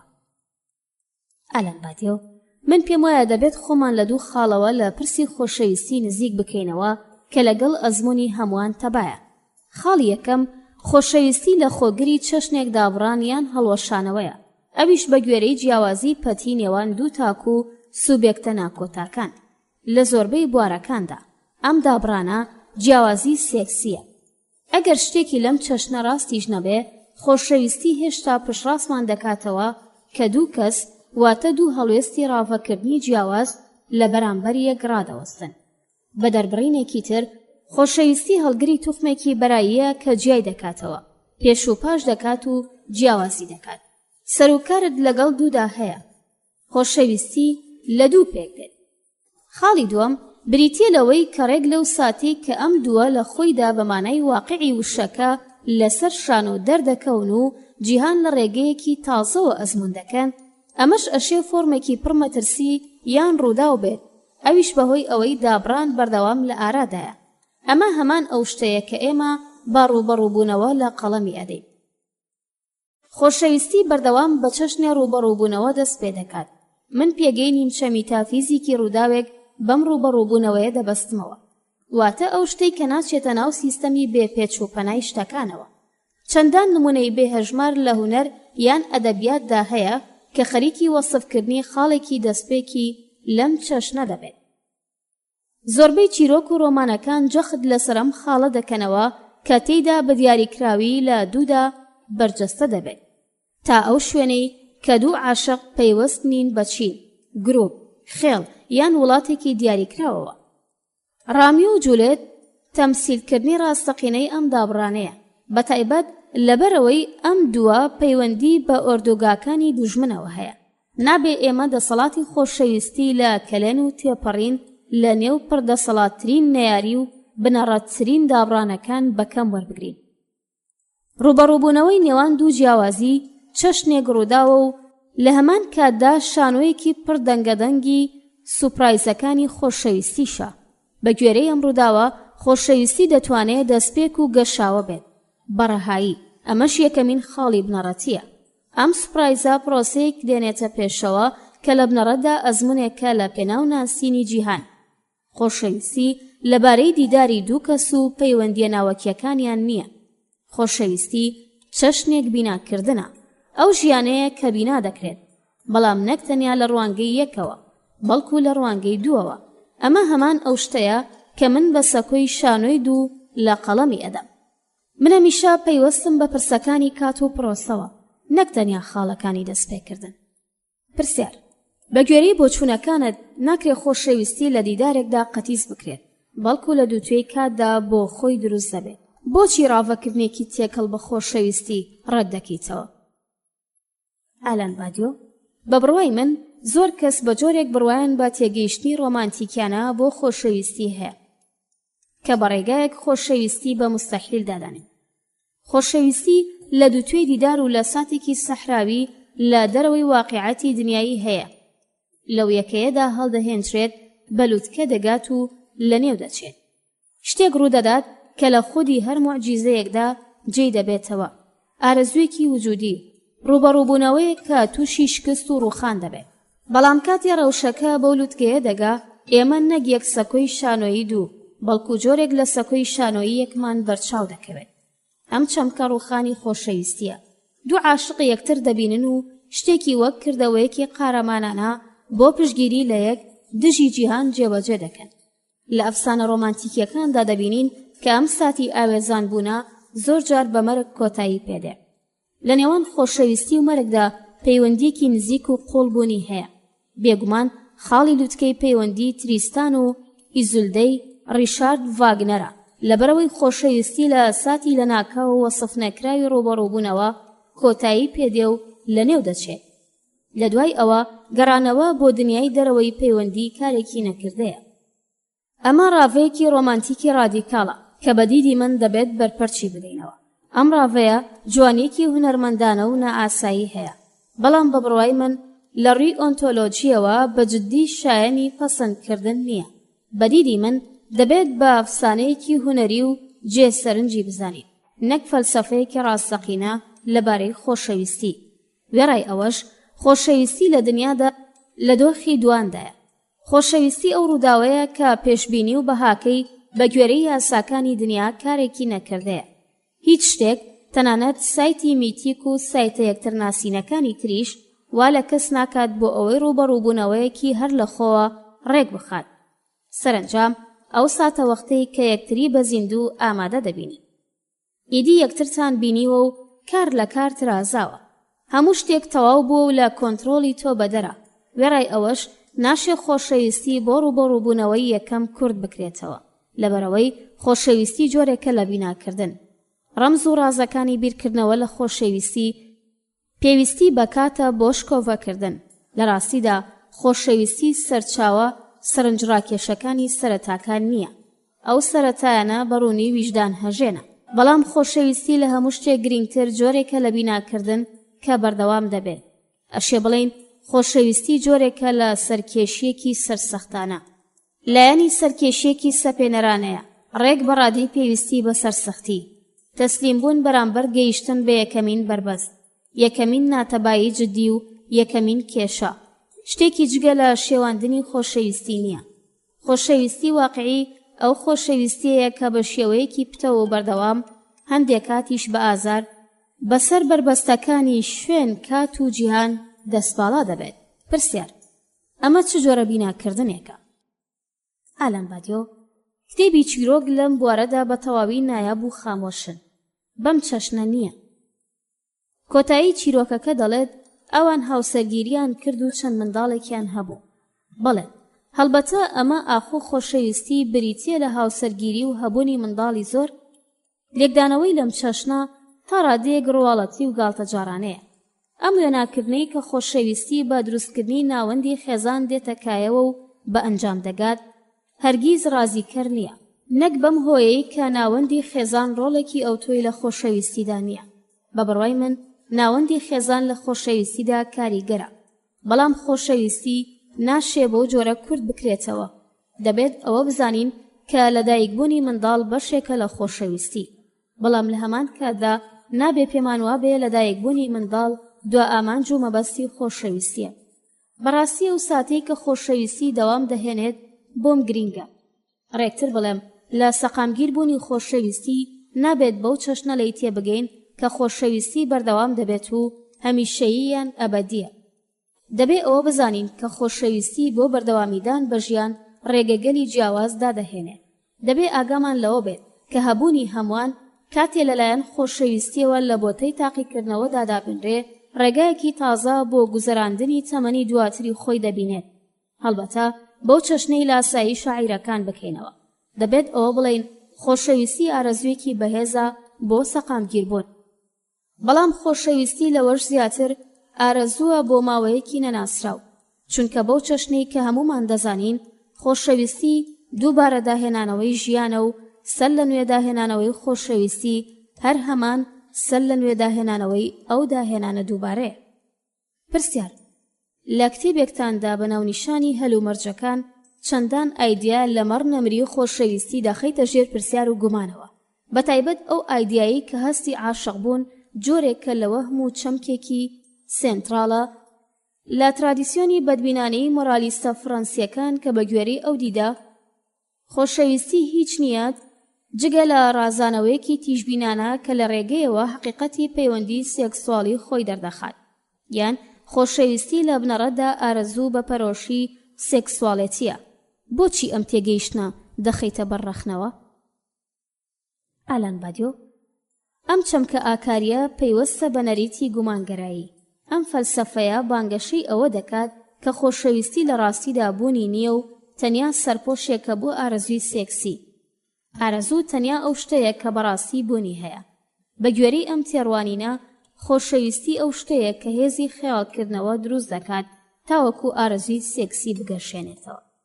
ئەم ئایدیایی کە پێشبینیەکی دوور و درێژی هەیە هەمووان بە گومانبردن بەرامبەر بە خۆشەویستی هان ئەدات و بە فەرهەنگێکەوە پەیوەستە کە ئاسایشی پێش هەموو شتێک خستووە، چونکە لە بنەڕەتدا بەو مانایەیە کە گوێ بگرە لە شێوەی هەبوونی ئارەزوە سێکسیەکانیان تێبگەین. بەڵام پێویست نییە لە دەسیسەی ئەم وێناکردنە گرفتار بیت کە ناچاری کەسێکت خۆش بوێت تەنیا ئارەزوەکانتان تێر بکەیت و تەواوی شتەکان فەرامۆش بکەیت. بەڵام لەم شێوەیەدا دەبێ بڵێم کە خۆشەویستی سوکایەتی پێدەکرێت یان نۆژەن دەکرێتەوە بەو جۆرەی تۆ دەتەوێت. ئەوەش بەناوی حقیقەتی پەیوەندی سێکسی. لەم چوارچێوەیەدا دەمەوێت ئاماژە بە ئەزموونی خۆم بکەم. منیش وەک هەر کەسێکی تر بە بەڕێوەبردن و پێداگری ئارەزووی سێکسی ڕاوەستاوم و بیرم لێ کردووەتەوە. سات تێنا پەڕێت لە بیری بکەم. هەروەها دەزانم خۆشەویستی بەدی هاتنی ئەم ئارەزووە لە ڕەوتی گەشە سەندن و وەرچەرخانی خۆیدا جێگیر دەکات. ئەمەش زۆر گرنگە، چونکە بۆ چەشنەی کە ئەدەبیات لە دێر زەمانەوە بانگەشەی بۆ دەکات بەدیهاتنی ئارەزووی سێکسی وەک ئەرکێکی بێهاوشێوە کار دەکات و نمونەیەکە کە ئاراستەیەکی جەستەیی و تەواو سێکسیانە پیشان ئەدات. خۆشەویستی شتێکی پترە لە ڕاگەیاندنی وشەپەتیەکان، ڕاگەیاندنێک لە جۆری خۆشم دەوێ لەو ڕۆوە کە بەها بە کردەی ڕوبەڕووبوونەوە ببەخشێت، بایەخی زۆری هەیە و جۆرێک پەیمان بەستن دەخوڵقێنێت. بەڵام تەسلیمبوونی جەستەتان، داکەوتنی پۆشاکەکانتان، ڕوودبوون بۆ ئەوی تر، دووبارەبوونەوە و ڕاهێنانی خۆنوێنە پیرۆزەکان، بەلاوەخستنی هەر چەشنە شەرم و خەجاڵەتیەک، هاوارکردن و خڕۆشاندن، تەواوی ئەم دەرگیریانەی جەستا گوزارشتە لە تەسلیمبوون بەرامبەر خۆشەویستی. خۆشەویستی تەواو و بنجبڕ خۆی لە هاوڕێیەتی جا دەکاتەوە. هاوڕێیەتی پێوەست نییە بە پابەندبوونی جەستەیی یان ڕەنگدانەوە لە چێژی جەستەدا. بەم هۆیەیە کە هاوڕێیەتی بۆتە جێباسی ئەو بیرمەند و فەیلسوفانەی کە بەرامبەر بە سۆزی شەهوەتی بەدگومانن بەردەوام ئەو بابەتە دێننە پێشەوە. خۆشەویستی بەتایبەت بە تێپەڕینی کات تەواوی لایەنە ئەرێنیەکانی هاوڕێیەتی دەگرێتەوە، بەڵام خۆشەویستی بە گشتێتی بوونی ئەویترەوە پەیوەست دەبێت و پابەندبوونی جەستە ڕەمزی لاشەیەکەی دەبێتە گشتێتی. دەتوانین بڵێین ڕاست نییە، ئەوە تەنیا و تەنیا ئارەزووە کە لە خۆشەویستیدا کار دەکات. پێم وایە ڕاگەیاندنی خۆشەویستی لە چوارچێوەی ئەو خۆشەویستی کە خۆی ڕایدەگەیەنێت تەنانەت ئەگەر شاراوەش بێت هۆکاری بەدیهاتنی بەرهەم و ئامانجەکانی ئارەزووە بێەوەی کە خودی ئەم ئارەزووە دەربکەوێ. خۆشەویستی بە کاریگەری لە ئارەزوودا خۆی دەسەلمێنێت و ڕێوڕسمی جەستەکان دەرخەری لاشەیی ئەم مانایە، هەروەها دەرخەری ئەم ئایدیایەیە کە بەڵێنی سەر لە نوێدا هێنانەوەی ژیان سەرەتا لە ڕووی جەستەییەوە بەدی دێت. بەڵام عاشقەکان تەنانەت لە تونترین دۆخە شێواوەکانیشدا ئەوە دەزانن کە خۆشەویستی وەک فریشتەی پاسەوانی جەستەیان ئامادەیی هەیە. کاتێ بەرەبەیان لە خەو هەڵدەستیتەوە و کاتێ جەستەکانتان ئارام دەبێتەوە خۆشەویستی ڕاگەیەندراوە. بەم هۆیەیە من پێم وایە خۆشەویستی جگە لەو تیۆرە سازانەی کە لە هەوڵی تەماویکردنی ناوەڕۆکەکەین داپۆشەرێکی پەتی بۆ ئارەزوی سێکسی و پێشەکێکی پڕدەنگەدەنگ و وەهمیانە نییە، بە مەبەستی دەستەبەرکردنی مانەوەی جۆری مرۆڤ. حەقیقەتی خۆشەویستی لاپەڕا 71. پرسیار: پێشتر باست لەوە کردووە کە ئەفلاتون سەردەمانێک لەمەوە پێش ئەو پەیوەندیە تایبەتەی کە لە نێوان خۆشەویستی و حەقیقەتدا هەیە باس کردووە، بەڵام بەدیدی تۆ خۆشەویستی چۆناوچۆن بەشێکە لە شێوەی حەقیقەت. ئەلەن بادیۆ: پێم وایە خۆشەویستی هەمان ئەو شتەیە کە من بە گوێرەی لێکدانەوە فەلسەفیەکانم بە شێوەی حەقیقەت لە قەڵەمم داوە، واتە ئەو ئەزمونەی کە بەهۆیەوە جۆرێک لە حەقیقەت دروست دەبێت. ئەم حەقیقەتە بێ هیچ گومانێک حەقیقەتێکە لەبارەی دوو، ئەو حەقیقەتەی کە لە خودی جیاوازیەوە سەرچاوە دەگرێت و پێم وایە خۆشەویستی واتە ئەوەی من پێی دەڵێم سەکۆی دوو، هەر هەمان ئەزمونە. بەم مانایە سەر تاپای ئەو خۆشەویستی کە تووشی قەیران بۆتەوە پەیوەستە بە تۆکمەیەکەی و پەسەندکردنی ئەزمونی دنیا لە گۆشەی جیاواز لە ڕەوتی حەقیقەتێکی تازە لەبارەی جیاوازی دێتەکایەوە. بەم هۆیەیە کە خۆشەویستی واقعی بەردەوام بۆ تەواوی مرۆڤایەتی جێی سەرنجە، هەرچەندەش لە ڕواڵەتدا بە ئاسایی و گەمژانەش بێتە بەرچاو. ئەوە دەزانین کە خەڵک لە کاتی خوێندنەوەی چیرۆکە ڤینداریەکان توانای هەڵبژاردن لەدەست دەدەن. فەیلسوف دەبێت بپرسێت بۆچی شتێکی لەم چەشنە ڕوو ئەدات، بۆچی ئەم هەموو فیلم، ڕۆمان و گۆرانیانە هەن کە بە تەواوی لە پێناو چیرۆکە ڤینداریەکان چێکراون. دەبێت شتێکی گشتی و هەمەکی لەبارەی خۆشەویستی بوونی هەبێت کە پەیوەندی و سەرنجی خوێنەران یان بیسەرانێکی ئاوا مەزن بۆ ئەم چیرۆکانە ڕابکێشێت.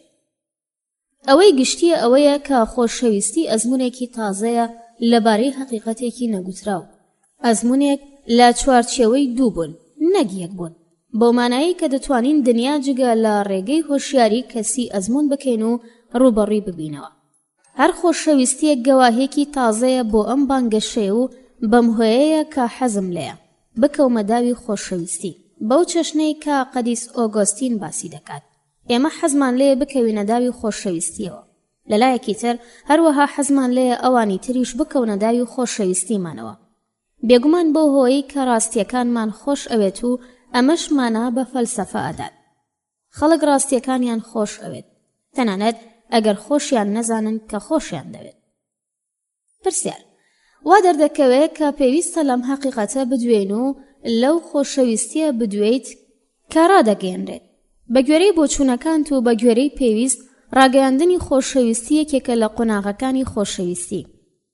بۆچی دەربڕین و ئاشکرابوون بۆ خۆشەویستی هێندە چارەنووسسازە؟ ئالان بادیۆ: چونکە ئەم ڕاگەیاندنە لە بنیادی خودی ڕووداوەکەوە هەڵدەهێنجرێت. سەرەتا یەکتربینینێک ئەزمون دەکەیت. باسی ئەوەم کرد کە چۆن خۆشەویستی با خەسڵەتێکی تەواو ڕێکەوتی دیار و خۆڕسکی یەکتربینین دەست پێ دەکات. ئەمانە بەڕاستی گەمەکانی خۆشەویستی و شانسن و حەتمیشن.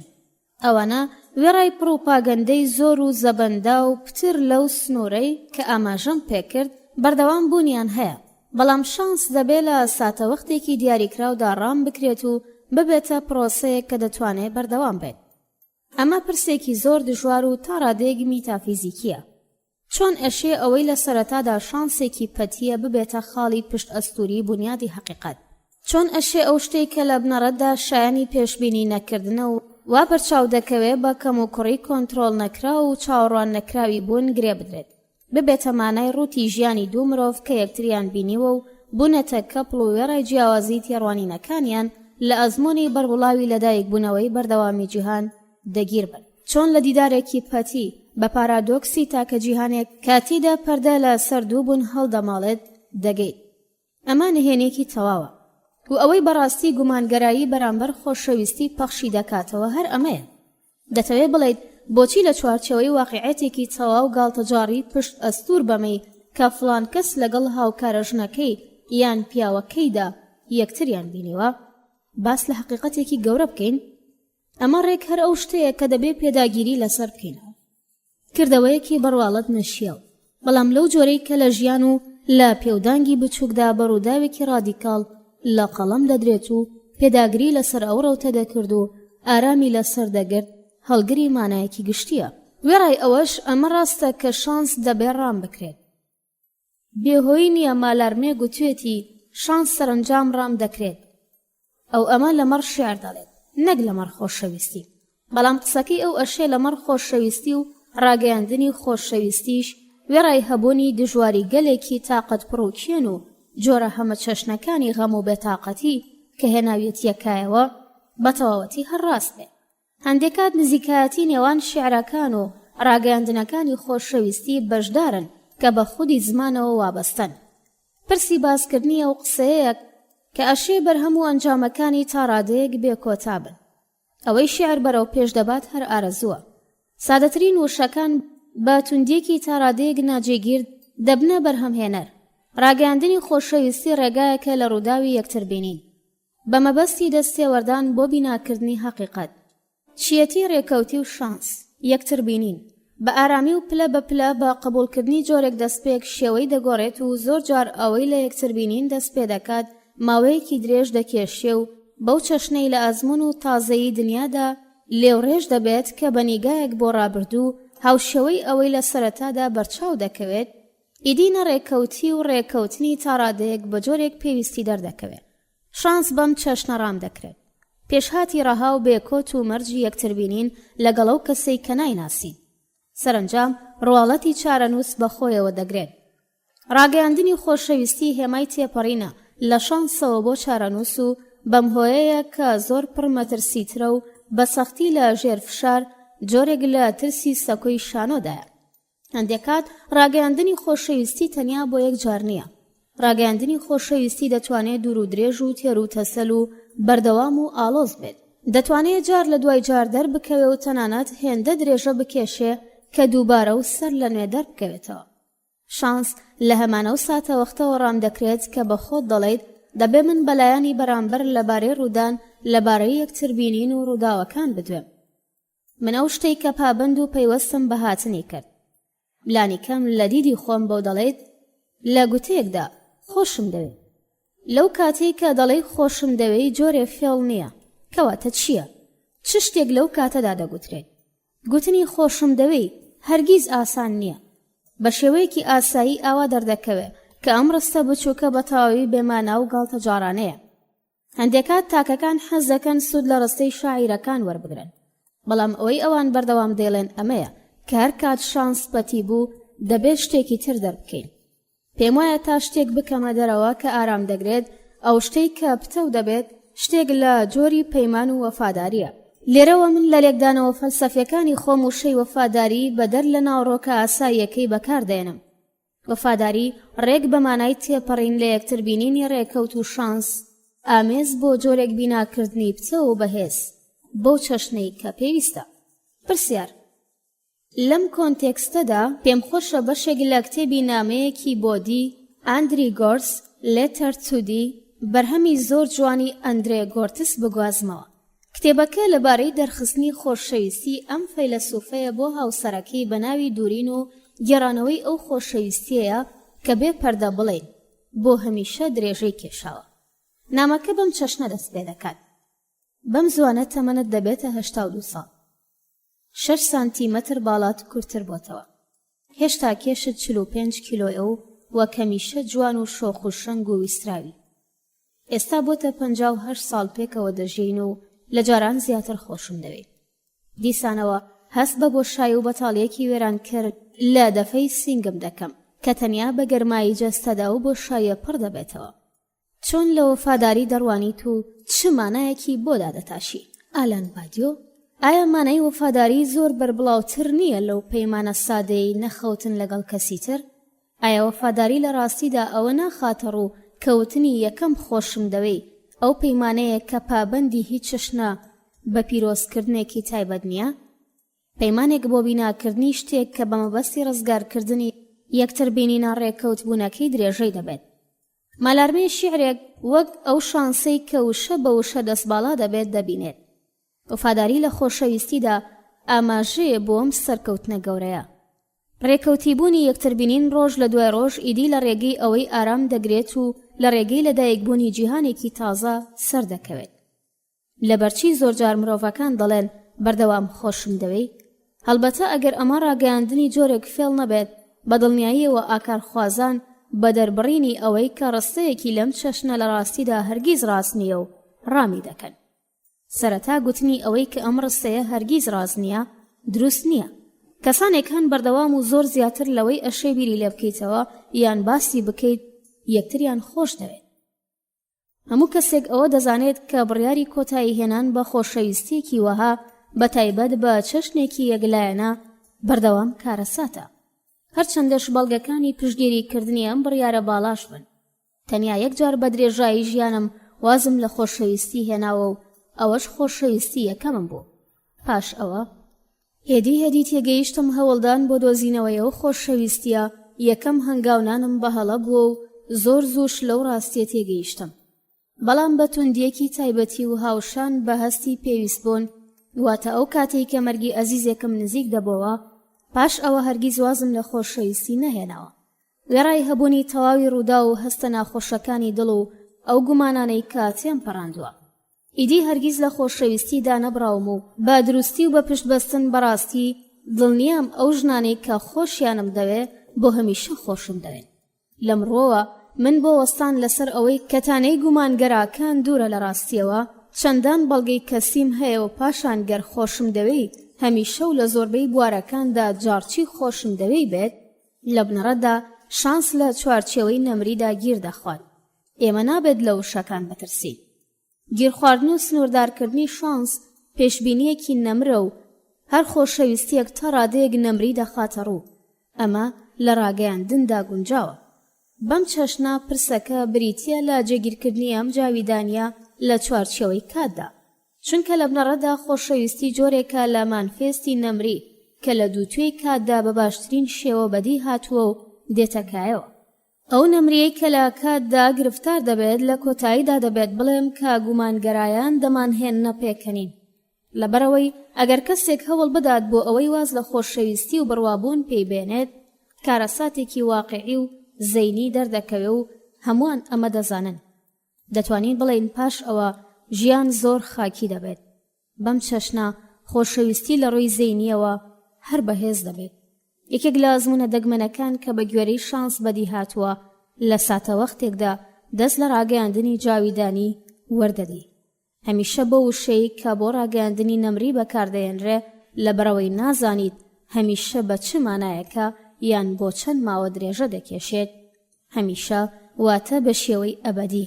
هەمیشە ئەو پەیمانەیە لە چوارچێوەی کاتدا، چونکە تەنیا کلۆدێل پێی وایە خۆشەویستی لەو دی و کات و لە جیهانی پڕ سەیر و سەمەرەی دوای مەرگ ئارام دەگرێت. بەڵام ئەو خۆشەویستیەی کە جەوهەر و زاتی وەفادارە هەڵبەت لەو مانایی کە من بۆ وەفاداری دامناوە ئەوە دەسەلمێنێت کە نەمری چۆن دەتوانێت لە ساتی ژیاندا درێژە بکێشێت. لە وشەیەکدا بە خۆشحاڵی و شادمانی. بەڵێ، خۆشحاڵی لە خۆشەویستیدا گەواهیە لەسەر ئەوەی کە کات توانای وێک هاتنەوەی لەگەڵ نەمریدا هەیە و تۆش دەتوانیت گەواهی و شایەتێکی تر لە هەست و سۆز و ئارەزوی سیاسی، کاتی بەشداریکردن لە کردەیەکی شۆڕژگێڕی حەز و ئەو چێژەی کە لە بینینی بەرهەمی هونەری بەدەست دێت و ئەزمموی شادمانی و سەرمەستی وەسف نەکراو لە هەوڵی پەیبردنی قۆڵی مانای تیۆرێکی زانستی بدۆزیتەوە. پرسیار: با گریمان بکەین خۆشەویستی واتە پێگەیشتنی دوو کەس وەک سەکۆی شانۆی دوو. ئەی لەبارەی منداڵ چۆنە؟ ئاخۆ منداڵ ئەم سەکۆی شانۆی دووە نایگۆڕێ و ناشگۆڕێت؟ ئاخۆ ئەو هەر هەمان یەک نییە کە دوو عاشق لە تەنیشی یەکەوە دەبن لە هەمان کاتدا سێیەک دەتوانێت ببێتە هۆی بەردەوامیان و لە هەمان کاتیشدا ببێتە هۆی لە یەکجیاکردنەوەیان؟ ئالان بادیۆ. ئەم پرسیارە هەم سەرنجڕاکێشە و هەم قۆڵە. جێرۆم بێناڕۆژ یەکێک لە دۆستانی پسپۆڕی من و چالاکوانێکی یەهودیە. تا ڕادێک بۆ چوونی من لەبارەی خۆشەویستی پەسەند دەکات. ئەو بەردەوام پێم دەڵێت بەڵێ، خۆشەویستی ئەزمموی دوو کەسە. خۆشەویستی ڕاگەیاندن و نەمریانەیە. وێڕای ئەوەش ئەو ساتە وەختە دەگات کە دوو دەبێ بە تاقیکردنەوەکەی وەک یەک تێبپەڕێنێت. وێنەکە هاوکات ڕەمز و واقعی یەک منداڵە و ئامانجی حەقیقی خۆشەویستی لە هەبوونی منداڵ وەک دەربڕینی یەک دەمێنێتەوە. ئەو پێشنیارانەی کە ئەو دەیخاتە ڕوو لە ڕووی ئەزمموی و لەلایەنە هەمە چەشنەکانەوە تووشی قەیرانی دەکەم، بەتایبەت بەم هۆیەی کە پابەندی ڕەتکردنەوەی چیەتی خۆشەویستانەی کەپڵە خاوێنکەرەوەکان هۆمۆسێکسواڵەکانە. ئەو کات لە ئاستێکی قوڵتر پێم گوت بەڕاستی منداڵ بەشێکە لە فەزای سنووربەندی کراو و پەراوێزخراو لەلایەن خۆشەویستیەوە و لە خۆیدا وەک لێکدانەوەکانی خۆم تایبەت بە یەک خاڵ واتە ساتە وەختێک بە تایبەت کە لە دەوروبەری ئەو ڕووداوەدا خۆی دەسەلمێنێت لەو شوێنەی کە دەبێت بە ڕێگەیەک دووبارە ببێتەوە، بەو چەشنەی کە گوایە بە فۆرمێکی گۆڕدرا و دەستا و دەست دەگەڕێتەوە. بەڵام ئەو فۆرمەی کەوات لە دەکات تاوەکو سەر لە نوێڕای بگەێنیت یەک خاڵ لە بنەڕەتدا ئەو کاتە دەگات کە ئاکامەکانی بیناکردنی حەقیقەت چ لە ڕووی سیاسی، خۆشەویستانە، هونەری یان زانستی هەر لە خۆڕاوات لێ دەکات هەڵبژاردنێکی ڕادیکاڵانەت هەبێت. گەڕانەوە بۆ ڕابردوو بۆ سەرەتا واتە و کاتەی کە ڕووداوەکە پەسەند دەکەیت و ڕای دەگەێنیت دەگەڕیتەوە. جارێکی تر دەبێت بڵێیت منەم شانسەم هەیە، دەمەوێت لە ئاستۆی دەگرم. لە کاتێکدا لە خۆشەویستیدا بیت زۆر جا دەبێت لە سەرەتاوە خۆشەویستیتان سەر لە نوێ ڕابگەێنەوە. تەنانەت دەتوانین بڵین دەبێ ئەوە لە سەرەتاوە سەر لە نوێ دروست بکەیتەوە و بەدیدی من مانای منداڵ ئارەزوو بۆ هەبوونی منداڵ و لەدایک بوون جگە لەمە شتێکی تر نییە. ئەمەش بەشێک لە پرۆسەی خۆشەویستی پێک دەێنێ بە شێوەیەکی ئاشکرا لە شێوەی دروستکردنی خاڵێکی پشتیوانی بۆ خۆشەویستی. ئەوەش دەزانین کە لەدایک بوون لەو یەکەیەدا موعجیزە و قەیران و ئەزمونێکە بۆ هەموو کەپڵەکان. لەبەرەوەیە منداڵ یەکە، ڕازاندنەوەی دوو لە تەگ ئەو دەبێتە ناچارەکی. دوو ناتوانێ هاوشێوەی ڕابردوو پێش ئەوەی لەم بارەیەوە تووشی کێشە و قەیران بکرێتەوە درێژە بە ئەزمون و تاقیکردنەوەی یەکتر لە جیهان بدات. بە هیچ شێوەیەک من خەسڵەتی پەراوێزی خۆشەویستی یان بە دەربڕینێکی تر سربەخۆی یەکەی ڕەت ناکەمەوە. چەندان ساتەوەخت تاقیکردنەوە وەسوەسە و دەرکەوتە لە ئارادان و هەر جارێکیش دەبێت سەکۆی دوو لە سەرەتاوە جێبەجێ بکەیت و چەند لێکدانەوەیەک بۆ ڕاگەیاندنێکی تازە بدۆزیتەوە. دوای یەکەمین ڕاگەیاندن خۆشەویستیش دەبێت سەر لە نوێ و لە سەرەتاوە بخرێتەوە ڕوو. بەم هۆیەیە کە خۆشەویستی خاسێتی قەیرانە ئۆنتۆلۆجیە توندوتیژ ئامێزەکانی هەیە، وەگە و پرۆسانەی کە سەرۆکاریان لەگەڵ گەڕان بە دوای حەقیقەتدا هەیە. هەن بێکات لەم گۆشەنیگایەوە لێکچوونێکی بەرچاو لە نێوان سیاسەت و خۆشەویستیدا هەیە. خۆشەویستی و سیاست لاپەڕە 8. چ پەیوەندیەک لە نێوان خۆشەویستی و سیاستدا هەیە؟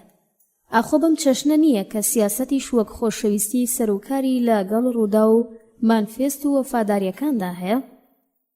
ئالان بادیۆ: بەدیدی من سیاسەت جۆرێکە لە شێوەی حەقیقەت، بەڵام شێوەیەک کە سەنتەرەکەی کۆیە، بەو مانایەی کە کردەی سیاسی حەقیقەت لە ڕووی ئەوەی کۆ توانایی بەدەستهێنانی هەیە ئەزمون دەکات. بۆ نمونە، ئایا ئەتوانێ یەکسانی بەتەواوی هەبێت؟ ئایا ئەتوانێ ئەوەی ناتەبایە یەک پارچە بکات؟ ئایا ئەتوانێ ئەوە قبول بکات کە تەنیا یەک جیهان لە ئارادایە؟ شتانێکی لەم چەشنە گەوهەری سیاسەت ئەشێ لەم پرسیارەدا بدۆزینەوە. کاتێک کەسەکان لە دەوری یەک کۆ دەبنەوە، کاروبارەکان ڕێک دەخەن، بیر دەکەنەوە و بڕیار دەدەن توانای ئەنجامدانی چ کارێکیان هەیە.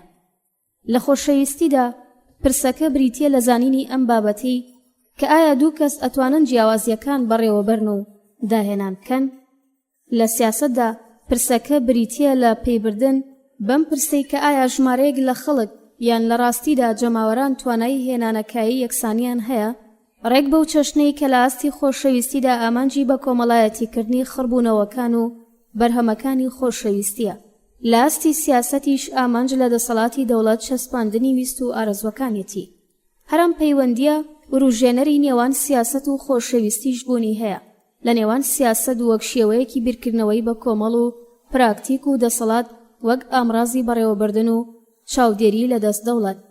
هەر هەمانم پەیوەندیە و ڕوژێنەرە ئامادەیە کە لە نێوان خۆشەویستی وەک جۆرێک داهێنانی سربزێوی دوو خێزان وەک یەکەیەکی بنەڕەتی خاوەندارێتی و خودسەنتەری.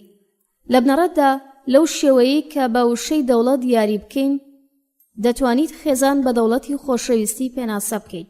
بۆ نمونە ئەو کاتەی کە لە بزوتنەوەیەکی سیاسی مەزن بەشداری دەکەیت لە دوو لایەنەوە ڕوبەڕووی فشاری ڕۆحی و بارگرژی زۆر پێشبینیکراو دەبیتەوە. لایەن یەکەم کۆکردنەوەی توانای ئەنجامدانی چ کارگەلێکت هەیە. دووەم دەسەڵات و هەڵبژاردننی دەوڵەت ئەنجامەکەی بریتیە لەوەی کە دەوڵەت تا ڕادەیەک بەردەوام لە دۆخی دڵساردکردنی هیوای سیاسیە. ئایا هەنووکە دەبێت ئەوە پشتڕاست بکەینەوە کە خێزان بەردەوام لە دۆخی بێهیواکردنی خۆشەویستیە؟ پرسیارکردنێکی لەم چەشنە زۆر ڕوونە لە دیدی من. ئەم پرسیارە قۆناغ بە قۆناغ و بڕیار بە بڕیار کاریگەری لە سەر خۆشەویستی دادەنێت. قۆناغگەلێکی وەک قۆناغی نوێبوونەوەی سێکسی، منداڵەکان، کار، هاوڕێیان، شەوانی دەرەوەی ماڵ، پشوەکان و هەتا دوای بوونیان هەیە و سنووردارکردنی هەر هەمویان بۆ پانتایی ئەرک و بەرپرسیارەتیەکانی ڕاگەیاندنی خۆشەویستی هەرگیز شایانی پێی پێبردن نییە. بە شێوەیەکی هاوشێوە لە سیاسەتدا پرسگەلی وەک دەسەڵاتی دەوڵەت، یاسا، سنوورەکان و پۆلیس لە ئارادان و پاراستنیان لە کۆنتێکستی چوارچێوەیەکی سیاسی کراوە. شۆڕژگەر و یەکسانی خوازانەدا هەرگیز کارێکی ئاسان نییە. لە هەردوو بوارەکەدا سەرۆکارمان لەگەڵ چەند پرۆسەیەکی قۆناغ بە قۆناغدا هەیە و ئەم پرۆسانە بنەمای ئەرگومێنتەکەم لە بەرامبەر هاوڕێ ئاینیەکەم دروست دەکات. ئەم ئەزموونە لەگەڵ ئامانجی دوایی تێکەڵ و پێکەڵ نەکرێت. پێدەچێت سیاسەت هەرگیز نەتوانێت بێ دەوڵەت بەدی بێت. بەڵام ئەمە بۆ مانایە نییە کە دووە ئامانجی دەسەڵاتە. ئامانجی سیاسەت ئەوەیە کە ببینێت کۆکردنەوەی توانای ئەنجامدانی چ کارگەلێکی هەیە، نەک دەسەڵات بەتەنیایی. بە شێوەیەکی هاوشێوە لە خۆشەویستیدا ئامانجی ئەزمۆنی سات لە دوای ساتی جیهانە لە گۆشەنیگای جیاوازیەوە، نەک بەرهەمێنانی دڵنیایی لە بەرهەمێنانەوەی جۆرەکاندا. ئاکارگەراییەکی گومانخواز لە خێزان ئاراستەیەکی ڕۆژبینی خۆی دەدۆزێتەوە. گەواهیدان بەوەی کە لە کۆتاییدا خۆشەویستی فێڵی جۆری مرۆڤ بۆ دەستەبەرکردنی مانەوە و ڕێگە خۆشکردنی کۆمەلگا بۆ دەستەبەرکردنی گواستنەوەی بۆ ماوەی ماف و سەرپشکەکان. بەڵام من دادوەریەکی ئاوا پەسەند ناکەم. هەروەها دیدگای هاوڕێکەم پشت ئەستور بەوەی کە وەدیهاتن بەشکۆی دەسەڵاتی دوو لەلایەن خۆشەویستیەوە ناچار بە چۆکدادان لە بەرامبەر پادشایی یەک دەبێت. پرسیار: لەم شێوەیەدا بۆچی ناتوانیت جۆرێک لە سیاسەتی خۆشەویستی لە مێشکدا بەرجەستە بکەیت؟ ڕێک بەو چەشنەی کە ژاک درێدا سیاسەتی هاوڕێیەتی داڕشت. ئالان بادیۆ: پێم وانییە بتوانرێ خۆشەویستی سیاسەت تێکەڵاو بکرێت. سیاسەتی خۆشەویستی بەدیدی من دەستەواژەیەکی بێمانەیە. بۆیە پێم وایە ئەو کاتەی ئەڵەی یەکترتان خۆش بووێ گوتەکەتان ڕەنگ و بۆی جۆرێک لە ئاکار دەبەخشێت. بەڵام سیاسەت هەرگیز. لە سیاسەتدا ڕوبەڕووی کەسانێک دەبینەوە کە خۆشمان ناوێن. ئەمە شایانی ڕەتکردنەوە نییە. ناتوانین وا لە خۆمان بکەین خۆشیانمان بوێ. پرسیار: کەواتە بە پێچەوانی خۆشەویستی سیاسەت بە تەواوی بە دەوری ڕوبەڕووبوونەوەی نێوان دوژمنان دەخولێتەوە؟ ئالان بادیۆ: زۆر باشە. تەماشاکە. لە خۆشەویستیدا جیاوازیەکی ڕەها لە نێوان دوو کەسدا هەیە. واتەیەکێک لە گەورەترین ئەو جیاوازیانەی کە ئاشێ وێنای بکەیت و بە گریمانەی بێسنوور و ڕادەی گەمارۆدانی ئەم جیاوازیە هەم دیس ڕوبەڕووبوونەوە و ڕاگەیاندنی خۆشەویستی و وەفاداری ئەتوانن ببنە بوونەوەرێکی دروستکەر. زەحمەتە شتێکی لەم چەشنە لە سیاسەتدا لە ڕووی ململانەیە سەرەکیەکان و بەڕەچاوکردنی ئەوەی بەڕاستی سەرۆکاری لەگەڵ دوژمنانی هەڵبژێردرا و دیاریکراودا هەیە دەربکەوێت. بابەتێکی سەنتەری لە بیرکردنەوەی سیاسیدا پرسی دوژمنانە و ئەمڕۆ سەرقاڵبوون پێی کارێکی زۆر دژوارە. بەشێک لەم دژواریە بەهۆی ئەو چوارچێوە دیموکراسیەوەیە کە کەسەکان لە ڕێگەیەوە کار دەکەن. پرسە سەرەکیەکە ئەوەیە کە ئاخۆ دوژمنان بوونیان هەیە؟ مەبەستم لە دوژمنانی واقعیە. دوژمنی واقعی و کەسە نییە کە بەهۆی ئەوەی زۆربەی کەسەکان دەنگی پێنادەن و لە چوونە سەردەسەڵات ئەویان پەسەند نییە.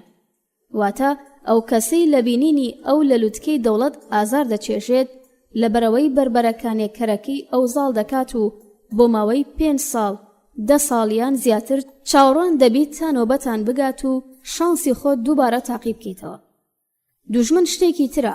ئەو کەسەی نەتوانیت زاڵی بکەیت کە ئەو لەمەڕ شتێک بڕیار بدات کاریگەری بەسەر خۆیەوە دەبێت. بەم چەشنە ئاخۆ دوژمنانی واقعی هەنیان نا. دەبێ ئەمە خاڵی دەستپێکردنمان بێت. ئەم پرسە لە سیاسەتدا بایەخێکی ئەجگار زۆری هەیە. پرسێک کە هەرزوو دەیخێنە لاوە و فەرامۆشی دەکەین. پرسی دوژمن بە تەواوی بەرامبەر بە بابەتی خۆشەویستی نامۆیە. ئەشێ لە خۆشەویستیدا ڕوبەڕووی چەند بربەستێک ببیتەوە و دووچاری کارە سادگەلی ناوەکی ببیت. بەڵام بەڕاستی هیچ دوژمنێک لە ئارادا نییە.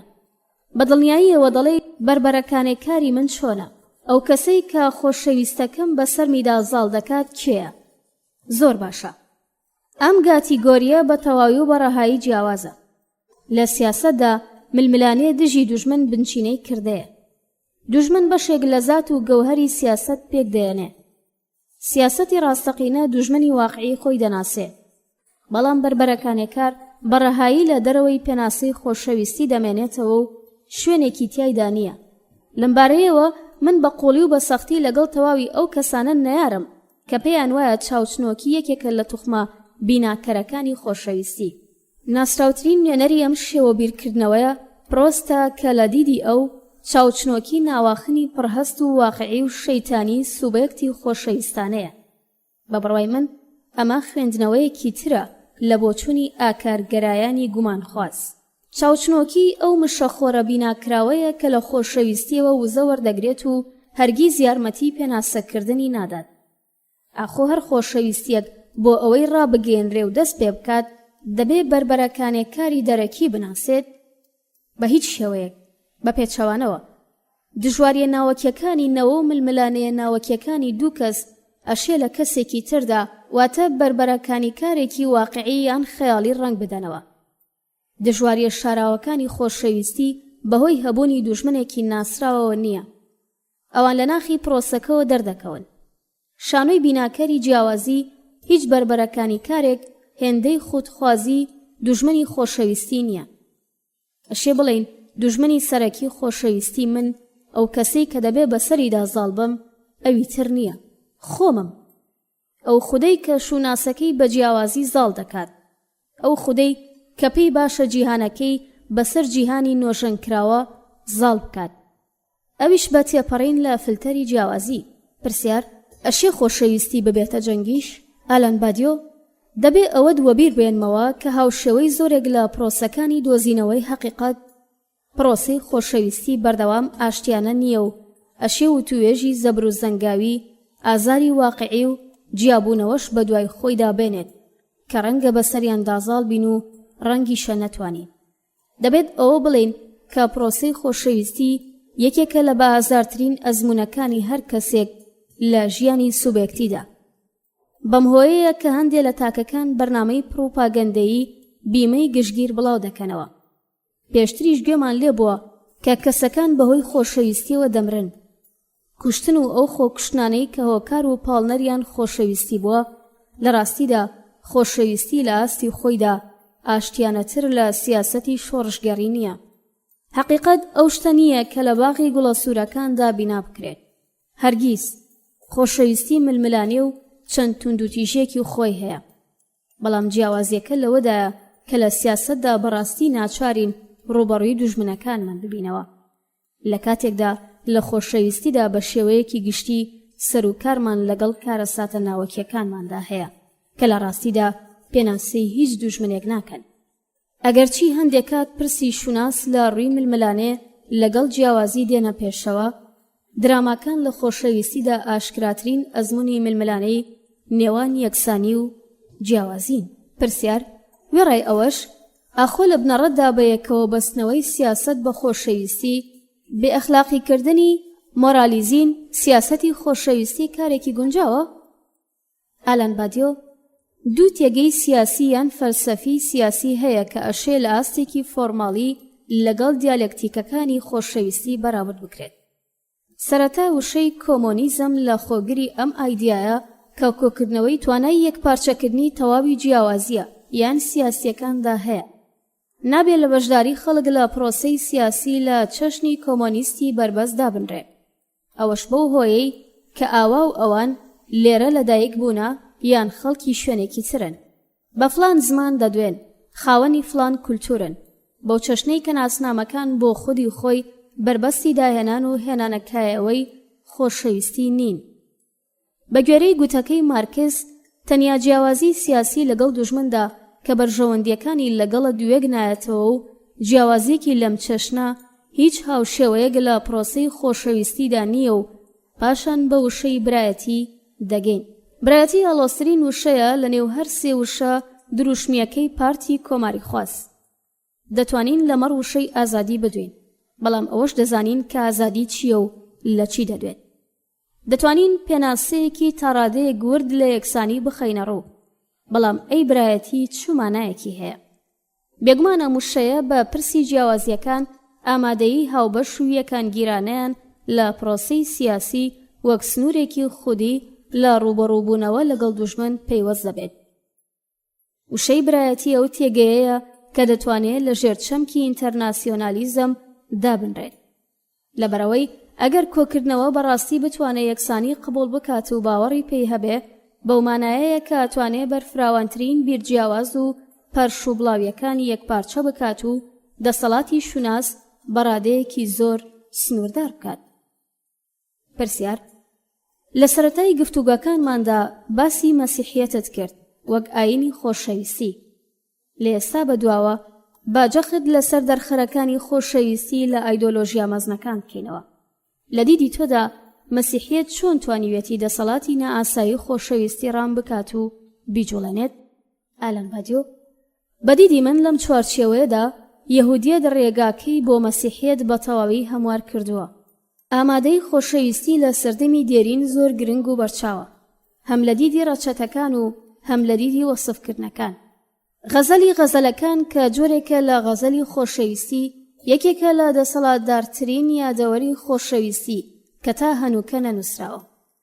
جامانە ئیلاهیەکیەکەی هەرچی بێت، مەسیحیەت لە خۆیدا ورترین نمونەی سود وەرگرتن لە حەز و ئارەزوی خۆشەویستی لە ڕێگەی تێگەیشتنێکی باڵا لە گشتێتی و هەمەکیە. مەسیحیەت دەڵێت لەو شێوەیەی کە یەکترتان خۆش دەوێت، تەواو ئەم گروپە عاشقە بەرەو سەرچاوەی مەبەزداری هەر چەشنە خۆشەویستیەک لە خۆیدا ترانسیدنتاڵی ئیلاهیە دەڕوە. مەسیحیەت ئەم ئایدیایە دەخاتە ڕوو کە پەسەندکردنی ئەزموونی خۆشەویستی ئەزموونی ئەویتر و نیگایەکی فراوان کە بە ئەویترەوە پەیوەستە پشکدار بوون لە خۆشەویستیەکی بێکەم و کوڕیە، هەم ئەو خۆشەویستی کە قەرزاری خوداوەندین و هەم ئەو خۆشەویستی کە خوددا پێمانی ئەدات و ئایدیایەکی لەم چەشنە بێگومان ئاورنگی بلیمەتیە. مەسیحیەت بە جێگیربوونی کڵێساکەی دەرخەری دەوڵەتەکەی توانیوێتی ئەم دەسەڵاتە بەدەست بهێنێت. ئەو دەسەڵاتەی کە ئەوی دروست کردووە بۆ نمونە ئازار و دەرد، نەک بۆ مانەوەی کەسی کە بە ناوی بەرژەوەندیە باڵاکانی کۆمەڵی قبول بکات و وەری بگرێت. مەسیحیەت بەباشی لەوە تێگەیشتووە کە توخمێک لە دەرکەوتنی ڕواڵەتی خۆشەویستی بوونی هەیە کە زەحمەتە بۆم دەرکەوتنە کورد بکرێتەوە، بە پێچەوانەوە بێ هیچ سڵەمینەوەیەک تا ئاست و پلەی ترانسیدنتاڵ دەیباتە سەرەوە و ڕەگ و ڕیشەی گرفتەکەش هەر لەمەدایە. منیژەم توخمە گشتیە لە خۆشەویستی وەک توخمێکی نەمر دەناسێنمەوە، بەڵام مەسیحیەت لەوە سەرکەوتوو بووە بە ڕێگەیەک بەرزی بکاتەوە و دووبارە لەسەر دەسەڵاتێکی باڵا جێگیری بکە. ئەم بەرزبوونەوە و دەستا و دەستکردنا ئایداڵیەی کە پێشتریش تا ڕادەیەک لە ئایدیای خێری ئەفلاتون ئامادە بوو. ئەمە یەکەمین دەستکاری و ریایانەیە لە دەسەڵاتی خۆشەویستی و هەر لەبەر ئەمەیە دەبێ بەرەو زەوی بگەڕینەوە. بەدیدی من دەبێ بیسەلمێنین کە خۆشەویستی بەڕاستی دەسەڵاتێکی گردوونی هەیە، بەڵام ئەو دەرفەتەیە کە بە مەبەستی لەزەت بردن لە ئەزموونی داهێنەرانە پۆزەتیڤ و ئەرەیانەی جیاوازمان پێدەبەخشێت. ئەم ئەزمونە بێگومان ئەزموونی ئەوی ترە، بەڵام ئەوی تری بەهێز بەسەر هەموو شتێکەوە، نەک ئەوی تری گەورەی ترانسیدنتال. لەلایەکی تر ئاینەکان لە خۆشەویستی نادوێن، لەبەرەوەی ئاینەکان وەک سەرچاوەیەکی سۆز و تین لە خۆشەویستی دەڕوانن. بەو دۆخە سەبجێکتیڤەی کە تەنیا دەتوانێت خۆشەویستی دابهێنێت تاکو ئەو حەز و ئارەزوە بەرەو ئیمان و کڵێسا ئاراستە بکەن و ئەو دۆخە سەبجێکتیڤێش بەرەو قبولکردنی سەروەری خوداوەند ڕابماڵن. ئەنجامە سەرەکیەکەشی بریتیە لەوەی کە مەسیحیەت خۆشەویستی بێگەرد، ڕێزدارانە و زاهیدانە بە بەدیلی خۆشەویستی شەڕانی دادەنێت کە من ستایشی دەکەم. خۆشەویستی شەڕانی کە لە دیدی من هەر هەمان ئەو داهێنانە زەمینەی جیهانی نوێیە کە بە گوێرەی جیاوازی لەدایک بووە و داهێنانیش ئەو شادمانیەیە کە قۆناغ دوای قۆناغ بەدەست دێت. لە دیدی من خۆشەویستی بە چۆکدا هاتووە، هەرگیز خۆشەویستی نییە. تەنانەت ئەگەر هەندێک کاتیش خۆشەویستی حەز و ئارەزوی خۆشەویستیانەمان تیا بوو ڕوشێنێت کەوامان لێ دەکات لەسەر ویستی خۆشەویستەکەمان بمێنینەوە. پرسیار: پێشتر لەگەڵ ئەنتوان ڤیتس کارتان کردووە، بەتایبەت ئەو کاتی سەرقاڵی ئامادەکردنی بەرهەمە بەناوبانکەکەی خۆت بوویت، واتە زە ساڵتن سلپەری پۆل کلاودێل. ئاخۆ تێڕامان لەبارەی خۆشەویستی لە لای نووسەری کتێبی پشووینی وەڕۆ کە هەر هەمووی باسکردنە لە مەسیحیەت هیچ گوتەیەکت بۆ خەڵکی ئەمڕۆ هەیە لە کاتێکدا کە زۆربەیان مەسیحی نین؟ ئالان بادیۆ: کلاودێل شانۆنامەنووسێکی مەزنە لە بواری خۆشەویستی. زە ساڵتن سێڵپەر و پشووینی وەڕۆ بە تەواوی تایبەتن بەم ناوەڕۆکەوە، بەڵام چ شتێک لە کلاودێلدا هەیە کە بتوانێت سەرنجمان بەرەو لای خۆی ڕابکێشێت؟ هەنووکە شتانێکی وەک یەکێتی ڕۆحانی پیرۆزکراوەکان، یاداش بۆ کارە باشەکان و ڕزگاربوون لە ژیانی دوای مردن ڕاستەوخۆ نامان و ڕژێنێت. تەنیا دەتوانم بیر لەو ڕستەیە بکەمەوە لە کۆتایی کتێبی پشووینی وەڕۆدا هاتووە. زۆر دوور لە یەک ئەگەرچی هیچ کات دەست لە پشبەستن بە هەوڵەکانی یەکتر ناکێشینەوە، بەڵام ئایا ڕوحەکان لە هەوڵەکانمان ناچارمان دەکەن جێگیر بین؟ کلاودێل بە شێوەیەکی تایبەت لە بەرامبەر ئەم دۆزەی کە خۆشەویستی حەقیقی بەردەوام لە سەر بێتوانایی زاڵ دەبێت هەستیارە. دوور لە یەک ئەگەرچی هیچ کات دەست لە پشتبەستن بە هەوڵەکانی یەکتر ناکێشینەوە. بە هەمان وردی وشەکە خۆشەویستی جۆرێک لە توانایی نییە، بەڵکو زاڵبوونە بەسەر ئەو شتەی کە هۆکارێک نییە بۆ بوونی و هەرگیز وەک شتێکی گونجاو بۆت ناخرێتە ڕوو. ئەمەش هۆکارێکی ترە بۆ ئەوەی کە پرۆپاگەندە بێبنەماکانی پێگەی دۆزینەوەی هاوڕێ لەگەڵ ئینتەرنێتدا کارێکی هەڵەیە. ئەم پرۆپاگەندانە پشت بەم گریمانەیە دەبەستن کەوا خەیاڵ دەکەیت تەواوی توانای هەیی بخەیتە بەر پێداچوونەوە و باشترینیان بە مەبەستی سوودوەرگرتن لە خۆشەویستی هەڵبژێریت. بەڵام ژیان بەم چەشنە نییە. ژیان هاوشێوەیە و چیرۆکانە نییە کە تێدا عاشقەکان یەک لە دوای یەکتر دەگەن. لێرەوەیە تواناییەکە خۆی دەسەپێنێت و خۆشەویستی دەست پێ دەکات و کلاودێل بەهۆی ڕوونکردنەوەی ناوەڕۆکی ژنی هەڕەشەلێکرا و شاعیری گەورە مەحاڵە. لە دیدی کلاودێل زارەکان هەمیشە کەمێک قرس دەبن، چونکاوەی نەکردەی ڕێژەییە. ئەمەش بەهۆی زەمینی بوونی. من پێم وایە کلاودێل لە بری یەک سەکۆی دوو سەکۆی دوی هەیە. یەکەمین سەکۆی ئەزمۆنی نەکردەی خۆشەویستی لەسەر زەویە و دووەمین سەکۆی بریتیە لە دوو کە لە دنیای ئیمان ئاشتی ڕادەگەێنن. پێڕەوکردنی میکانیزمە شاعیرانەیە شکۆمەندەکان کە کلاودێل بەکاری دێنێت تاوەکو سوود لە توانایی سەکۆی یەک لە ڕووی هێزبەخشین بە سەکۆی دوو وەربگرێت. جادوگەرانەیە. لە مەسیحیەتیشدا هەر بەم جۆرەیە. مەسیحیەت خۆشەویستی خۆی بە سوودوەرگرتن لە دەسەڵاتی زەمینی بەم چەشنە دەناسێنێت. بەڵێ، هەندێک لە شتەکان هێندەش بەهێز بن هەر نەکردن، بەڵام جێگای نیگەرانی نییە، لەبەرەوەی ئەوەی لێرە لەم جیهانە کردنیە لە جیهانی دوای مردن بەم چەشنە نییە. دروشمێکی زۆر سەرەتایی، بەڵام زۆر کاریگەرە. پرسیار: ئەمە ئارەزوی گەڕاندنەوەی خۆشەویستیە بۆ سەر زەوی و گواستنەوەیەتی لە پلەی ترانسیدنتاڵەوە بۆ نەمری و زیندوێتی کۆمۆنیزمی مێژوویی. چۆن ئەتوانین بە بەکارهێنانی دووبارەی گریمانی کۆمۆنیزم خۆشەویستی سەر لە نوێدا بهێنینەوە؟ ئالەن بادیۆ کەمێک پێش ئێستا ئاماژەم بۆ کرد کە لەبارەی بەکارهێنانی سیاسی وشەی خۆشەویستی چۆن بیر دەکەمەوە و ئەوانە شەڕێک بە ئەندازەی بەکارهێنانە ئاینیەکانی ئەم وشەیە بەلاڕێدا براون. وێڕای ئەوەش لێرەشەوە بە شێوەیەکی تەواو سەرنجڕاکێش سەرۆکارمان لەگەڵ تەوژمێکی باڵادا هەیە کە لەباری بەچنکەوتنی دەسەڵاتی خۆشەویستیدایە. ئەم تەوژمە باڵایە ئیدی خوداوەند نییە، بەڵکو حیزب و ڕێبەرە گشتیەکەیەتی. دەستەواژی ڕێبازی کەسایەتی بەباشی دەرخەری ئەم جۆرە گواستنەوە بە کۆمەڵەی خۆشەویستیە بۆ فیگەری سیاسی. شاعیرانیش دەرگیری ئەم بابەتە بوونە. تەماشای سرودە سیاسیەکانی ئیلدوارد بۆستالین و گۆرانیەکانی ئاراگۆن لەمەڕ گەڕانەوەی مۆریس تورس بۆ فەڕەنسا پاش نەخۆشیەکەی. لە دیدی من ڕێبازی حیزبایەتی هەمدی سەرنجڕاکێشترە. ئاراگۆن ئەم بابەتەی بەباشی نیشان داوە. حیزبەکەم ڕەنگەکانی فەڕەنسای بۆ گەڕانمەوە. هەتا دوایی ئاواز و دەنگی خۆشەویستی لەم دەستەواژەیەدا بەڕوونی دەبینرێت. وشەکان چ بۆ حیزب و چ بۆ ئەلیسا تریۆلت خۆشەویستەکەی نووسرابن زۆر هاوشێوەن. بینینی ئەوەی کە چۆن حیزبێک بەم چەشنە بە فۆرمی بتێک دەردەکەوێت شایەنی پەندلێوەرگرتنە. ئەو پارتەی کەوا پێدەچوو ئامڕازێکی کاتی بێت بۆ ڕزگاربوونی چینەکانی کرێکار و خەڵک. مەبەستم نییە هیچ کام لەمانە بە هۆکارەکانی سەرگەرمیدا بنێم. ئەمانە بە قۆناغێک لە حەز و ئارەزووی سیاسیەوە پەیوەست بوون کە ئیدی ناتوانین درێژەیان پێ بدەین. لەمڕۆوە دەبێ ڕەخنەگرانە لێیان بڕوانین.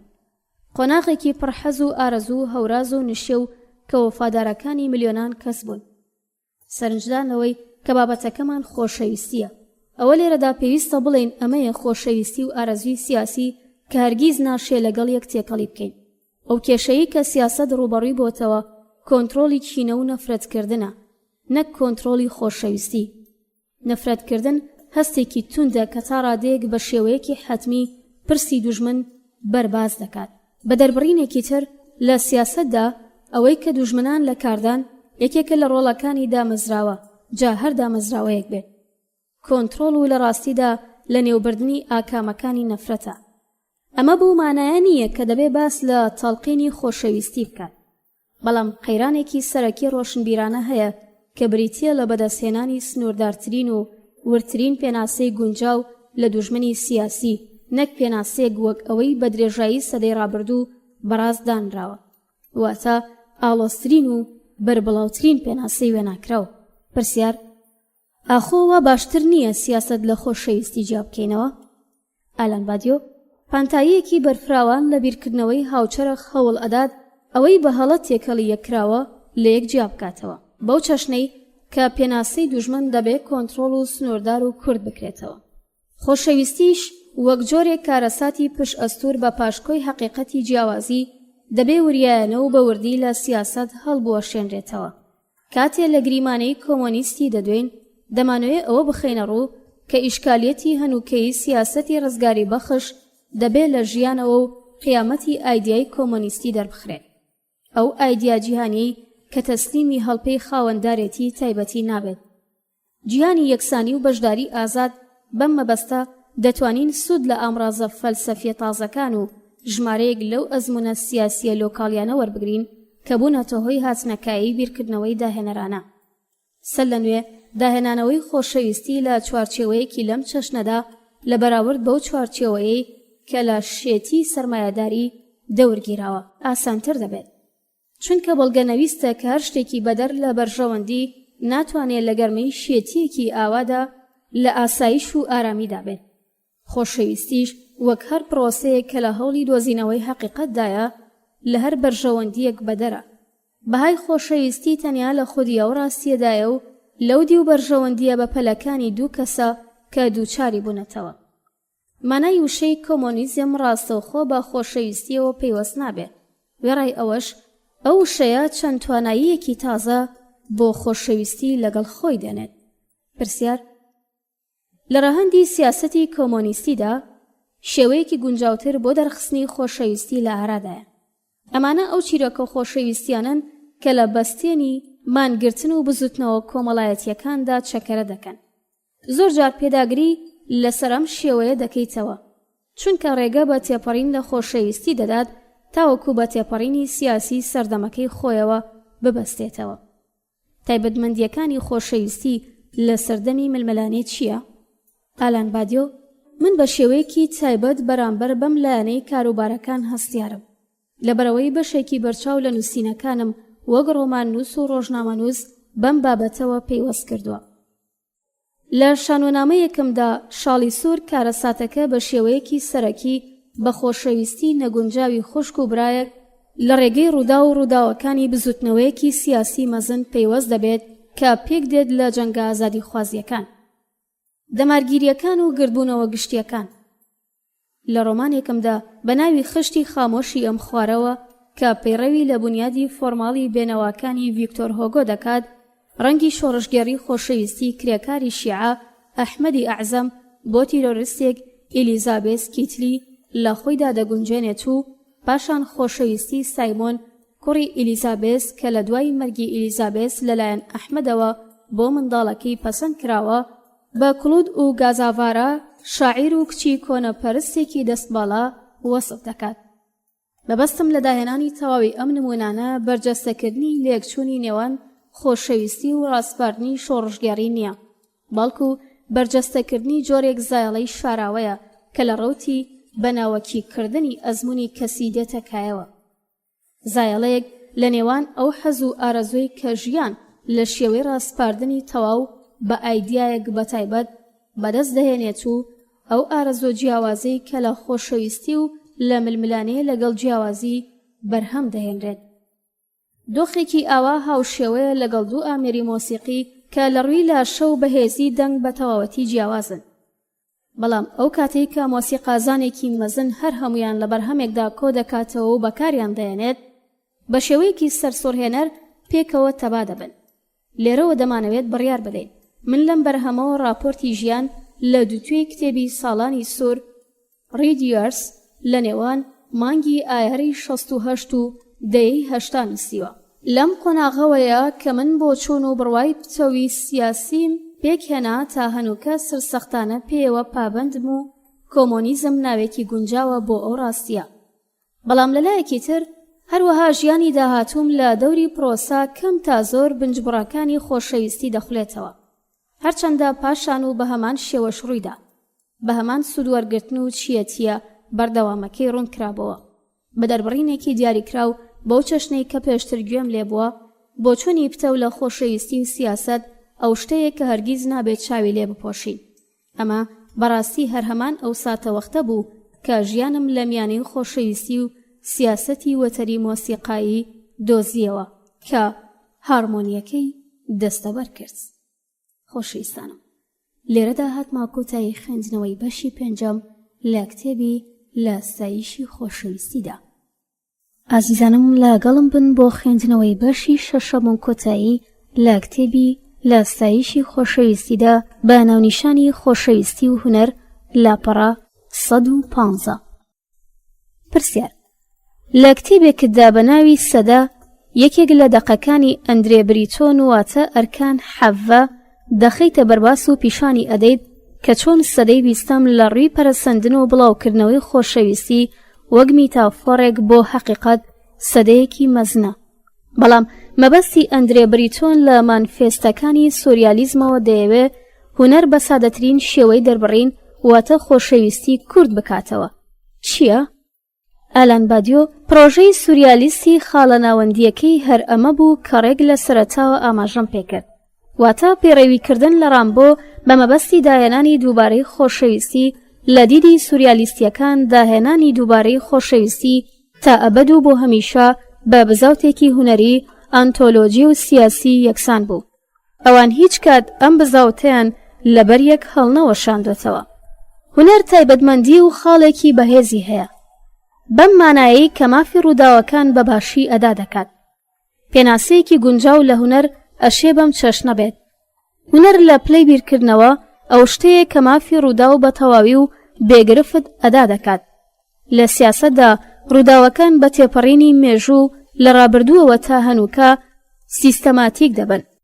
بەڵام هونەر لە کردەی گێڕانەوە یان بە گوزارش شتێک هەوڵدان بە مەبەستی گەڕاندنەوەی دەسەڵاتی بێڕادەی ڕووداوەکان تەنیا هونەرە کە ڕەهەندی هەستەکان بەرەو ڕوبەڕووبوونەوە شۆڕش یان ئاشوب دەبات. هونەر لە تەواوی فۆرمەکانیدا ئاوێنەی تەواوی خودی ڕووداوە. شێوەکارێکی مەزن بە میتۆدی خۆی شتێک دەکێشێت کە زەحمەتە شێوەکارێک تەنیا بۆ پێشانگای شانۆ کورد بکرێتەوە. ڕووداوی پەنهان دەردەکەوێت و ڕەنگیشە بتوانین بڵین ئەوەی دەتوانیت ببینیت بیخەیتەلاوە. بریتۆن ئەوەی خستە ڕوو کە هونەر لە گۆشەنیگایەکەوە پەیوەندیەکی زۆر نزیکی لەگەڵ خۆشەویستیدا هەیە. لەبەرەوەی خۆشەویستی لە بنەڕەتدا هەر هەمان ئەو ساتە وەختەیە کە ڕووداوێک بوون دەخاتە لاوە و لێی دوور دەکەوێتەوە.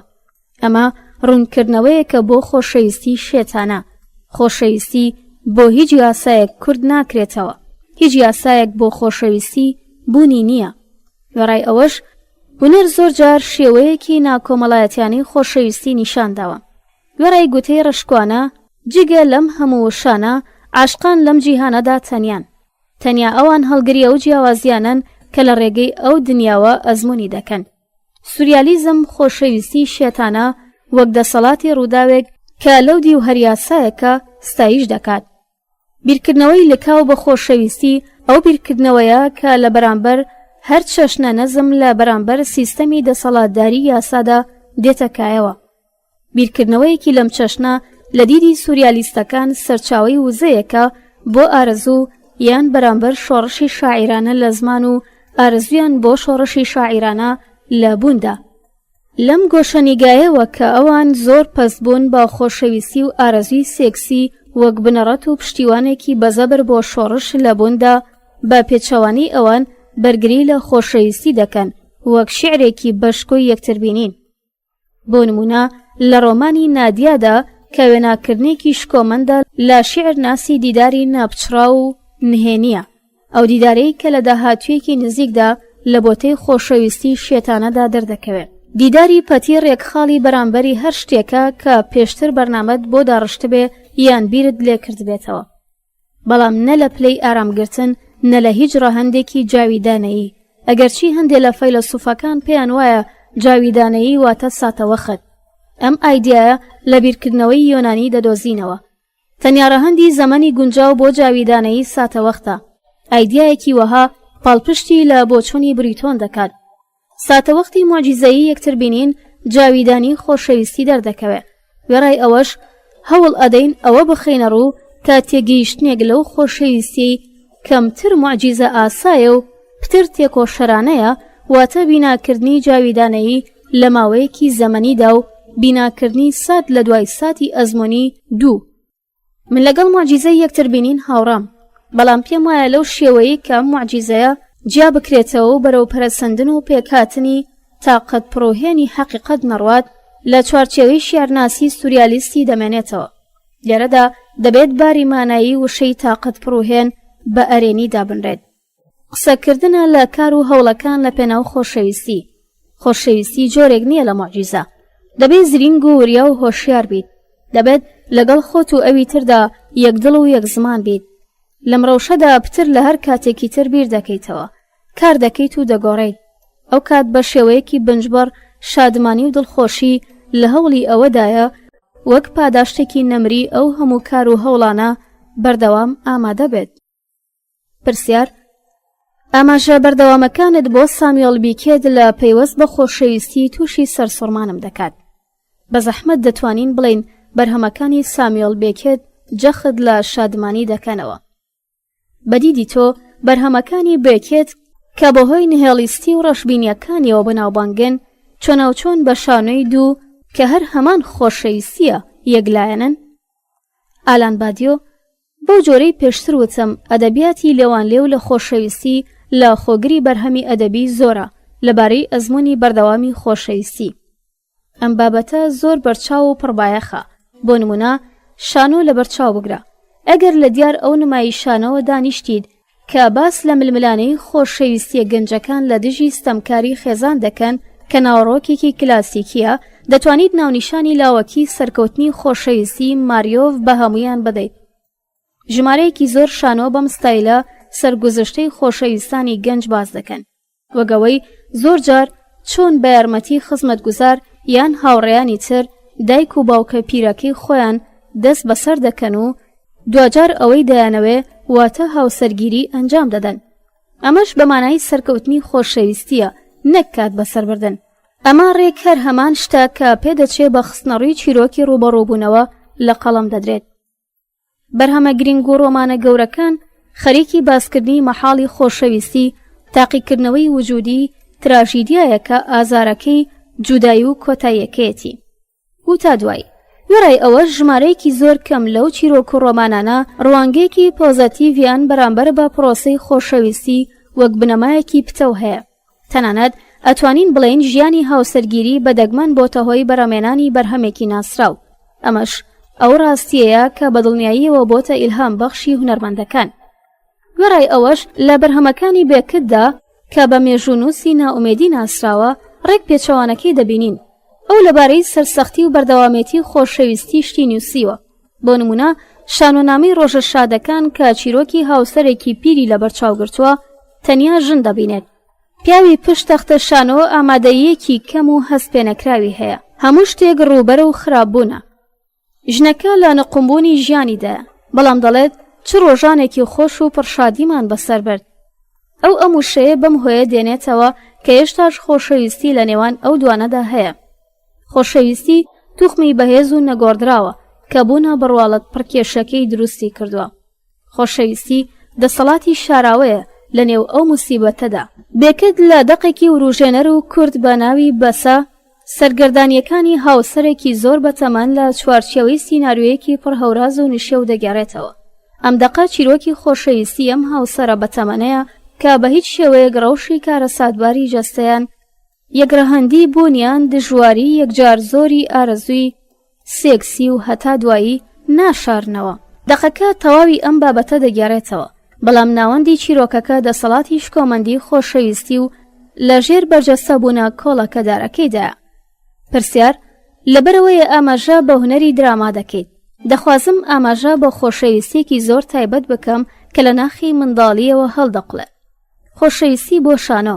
پێش ئەوەی کە سینەیەکی تریلۆگی خۆت لەبارەی ئەحمەدەکان بنووسیت کە جۆری سکاپنی هاوچەرخ دەهێنیتە سەر تەختە شانۆ، خۆتان لە لاویدا ڕۆڵێکی سەرەکیتان لە شانۆگەری سکاپین مۆلێریس فۆربێریس دی مۆلێردا گەڕایەوە.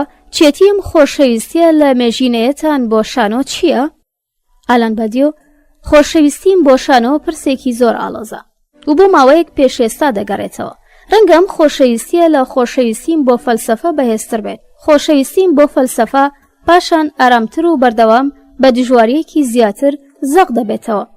پێم وایە لە گەنجیدا لەسەر سەکۆی نمایشکردندا هەستێکی زگماک هەبوو، هەستێکی هەڵقوڵاو لەمەی کە بەشێکە لە زمان و شعر بە شێوەیەکی تا ڕادەیەک ناڕوون پەیوەندی لەگەڵ جەستە دەبەستێت.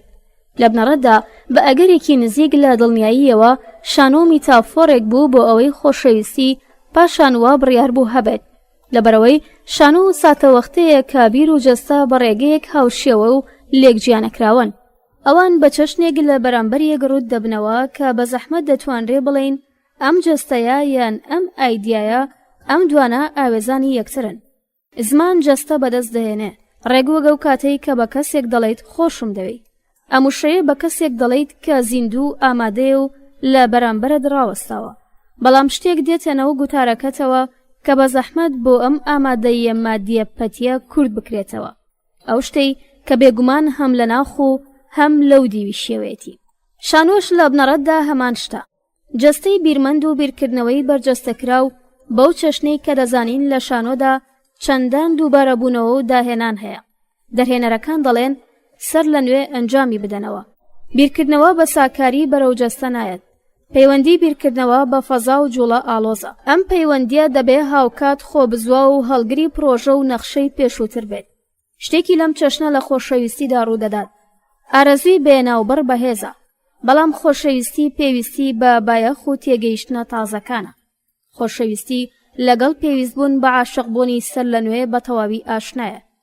چەند ڕستەیەکی لەم دەستەیە دووبارە پێم بڵێ کە عاشقم بووی و ئەم جارەیان باشتر بیڵێ ئەو کات ئارەزوی هاوشان بەو گوتە خۆشەویستیانەی کە گوێت لێ دەبێت دووبارە بەکاری دەێنیت. هەڵبەت لەو کاتەی کە خۆشەویستی ئەوان بەرەو پێشیان دەبات قسەگەلی وەک هەمدیس لەو ساتە وەختەی کە حەزی فیگەرە جەستەیەکان بە جەختکردنەوە لەسەر وشەیەک یان ئەو ڕاگەیاندنانەی کە بەردەوام لە دۆخی نوێبوونەوەدایە دەگەشێتەوە. ئەوەش دەزانین کە ناوەڕۆکی خۆشەویستی وەک جۆرێک گەمەکردن لە شانۆدا گرنگ و دیاریکەرە و شانۆ بەگشتی سەرۆکاری لەگەڵ ڕاگەیاندنەکاندا هەیە. هەروەها بەهۆی ئەم شانۆیە خۆشەویستی و ئەم گەمەکردنە بەهێزەی خۆشەویستی و هەبوونی شانسە کە من بەم چەشنە عاشقی شانۆ بووم. پرسیار ئەنتوان ڤیتس ئەو شانۆ نامەنووسەی کە ئۆپێراکەتانی واتە لیچارپ ڕاوگ لە ساڵی 1984 لە فستیڤاڵی ئاڤیگنۆن و بە مۆسیقای جۆرج ئاپرگێس هێنایە سەر تەختەی شانۆ. هەروەها ئەم بیرۆکەیەش سەرکەوتوو بوو. ئەو لە شوێنێکدا دەنووسێت ئەم شانۆنامەیە ڕێک هەمانە شتەیە کە من هەمیشە ویستومە بیبەمە سەر تەختەی شانۆ. نمایشکردنی پەلاماری توندوتیژانەی بیرکردنەوە ئایدیاکان و ئەوەی کە چۆناوچۆن جەستەکان ئەشکەنجە دەدرێن و پاشان تەسلیم دەبن. ئایا لەگەڵی هاوڕای ئالان بادیۆ؟ بە تەواوی. تەماشاکە. پیسوا شاعیرە پورتوگالیەکە لە شوێنێکدا دەڵێت خۆشەویستی جۆرێکە لە بیرکردنەوە.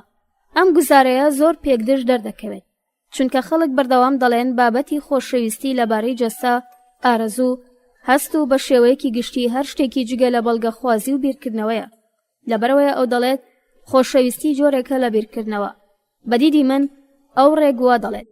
منیش پێم وایە خۆشەویستی جۆرێکە لە بیرکردنەوە و پەیوەندی نێوان بیرکردنەوە و جەستە بە تەواوی کەسیە و بە گوێرەی گوتەی ئەنتوان ڤیتس بەردەوام بە زەبروزەنگێکی نەچەپێنرا و وەسف دەکرێت. ئێمە لە ژیاندا زەبروزەنگێکی ئاوا ئەزمون دەکەین.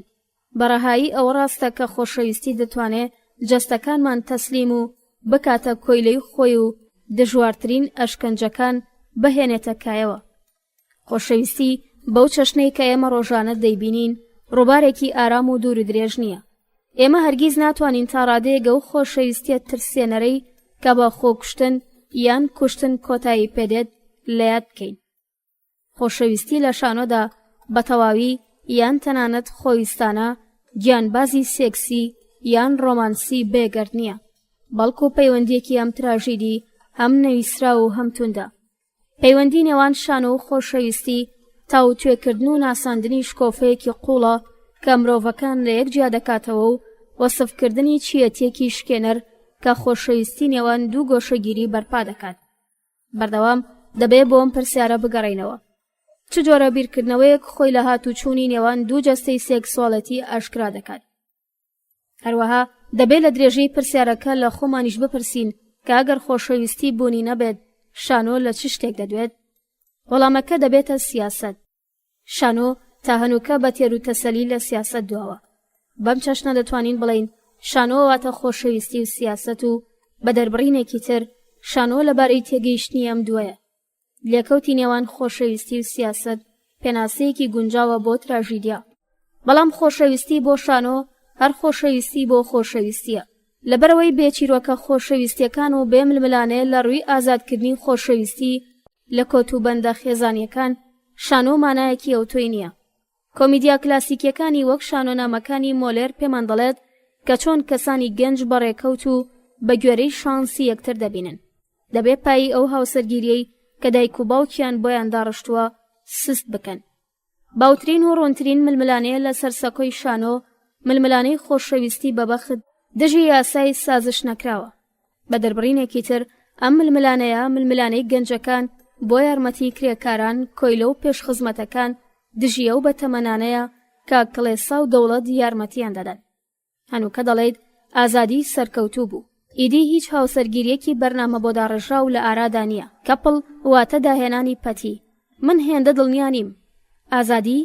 ڕێک چ جۆرە ئازادیەک؟ بە چه نرخێک؟ بەڵێ، ئەمەیە پرسیاری واقعی. خۆشەویستی لە کاتی بەدەستێنانی ڕواڵەتی ئازادی خۆی چه بەهایەکی دەبێت؟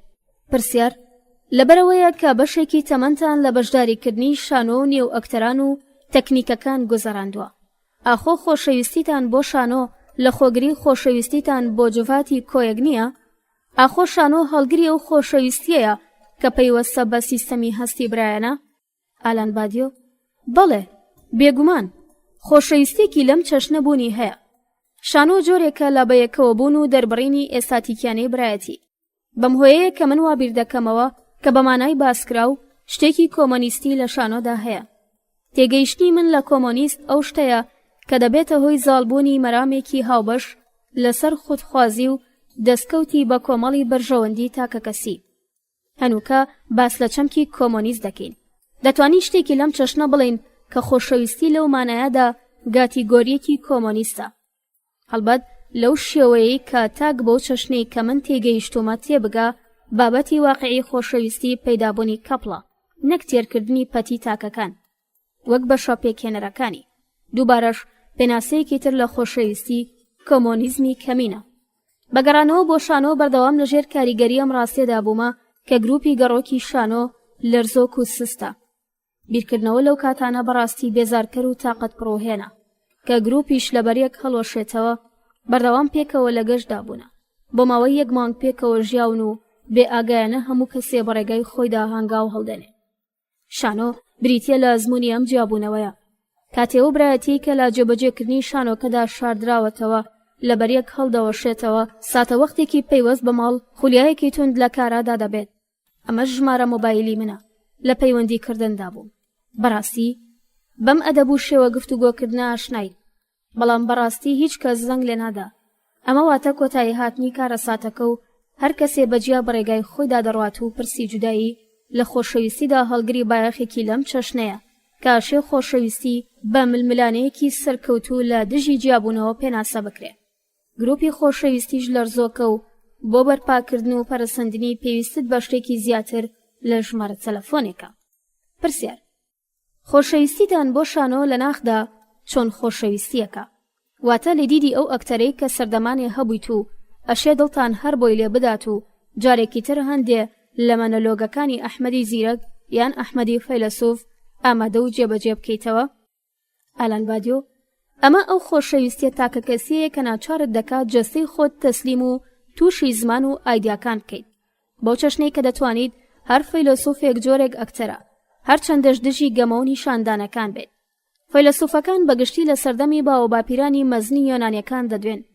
لە فەلسەفەدا بەردەوام توخمێک لە ڕوودکردنەوەی کەسی هەیە. ڕاهەندی زارەکی و گوتاری فەلسەفە لەلایەن جەستە و لە جۆری کردەی گواستنەوە کۆنتڕۆڵ بکرێت. خاڵی سەرەکی باسەکەمان لەگەڵ ژاک دێردا هەر ئەم مەسەلەیە بوو.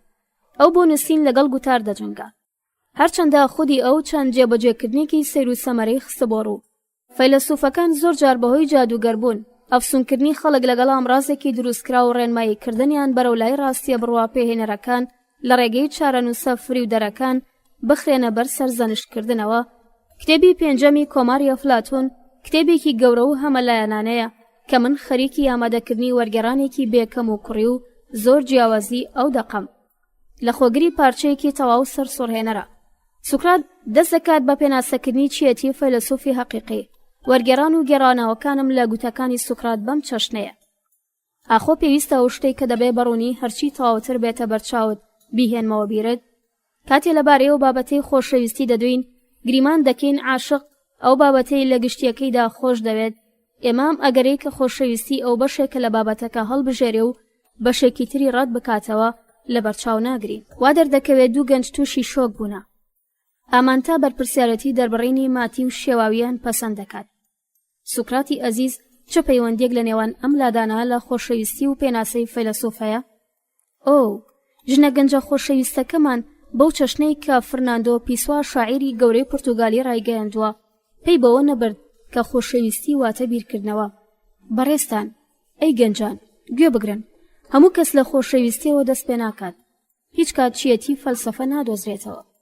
ڕێگوایە ئێمە دەبێت پێڕەوی مامۆستا کۆنەکانمان بکەین، دەبێت لە خۆشەویستیەوە دەست پێ بکەینەوە.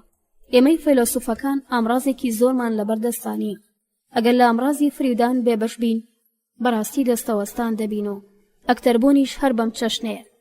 بابەتی ئەکتەری فریودانی ئەو شتەیە کە دەستی تر جۆرێکە لە حەقیقەت. پرسیار: ئەمەوێ بگەڕێمەوە بۆ ئەو خۆشەویستی کە پێویستە سەر لە نوێدا بهێنرێتەوە و داکۆکی لێ بکرێت.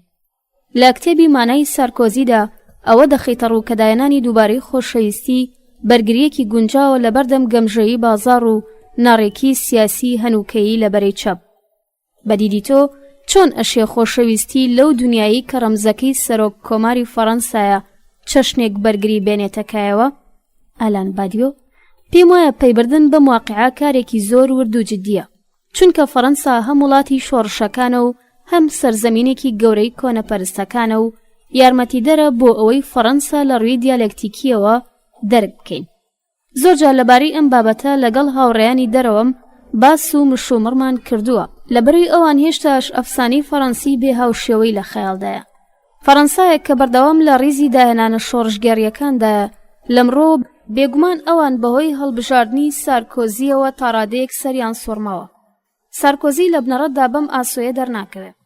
من پێیان دەڵێم کە ئەوان مێژوویەک لە فەڕەنسا بینا دەکەن کە تێیدا فیلۆسۆفانی ڕۆشنگەری، ڕۆسۆ، شۆڕشی فەڕەنسا، حوزەیرانی 1948، کۆمۆنی پاریس، بەرەیگەل، بەرگری، ئازادی فەڕەنسا و ئایاری 1968 لە دوای یەکتر دێن. ئەوانە هەر هەمویان باش و باڵان، بەڵام ئەم گێڕانەوەیە ڕوویەکی تریشی هەیە. گەڕانەوەی بۆربۆنەکان بۆ سەر دەسەڵاتدارێتی لە ساڵی 1815دا، پەیمانی ڤێرسای، یەکێتی پیرۆز بە درێژایی جەنگی گەورەدا، پێتاین جەنگە کۆلۆناڵیەکان و سارکۆزی. بەم چەشنە دوو مێژوو لە فەڕەنسادا بەردەستە و ئەم دوو مێژووە تێکەڵاوی یەکتر کراون. ئەوانەی هیستریای توندی شۆڕژگێڕانە هەیە، بە کۆنەپەرستێکی توندرە و وەڵام دەدرێنەوە. لەم گۆشەنیگایەوە بە بڕوای من خۆشەویستی شوێنی مشتومڕە. هەندێک کات خۆشەویستی بەردەوام بەڕووداوە مێژوویەکانەوە گرێدراوە.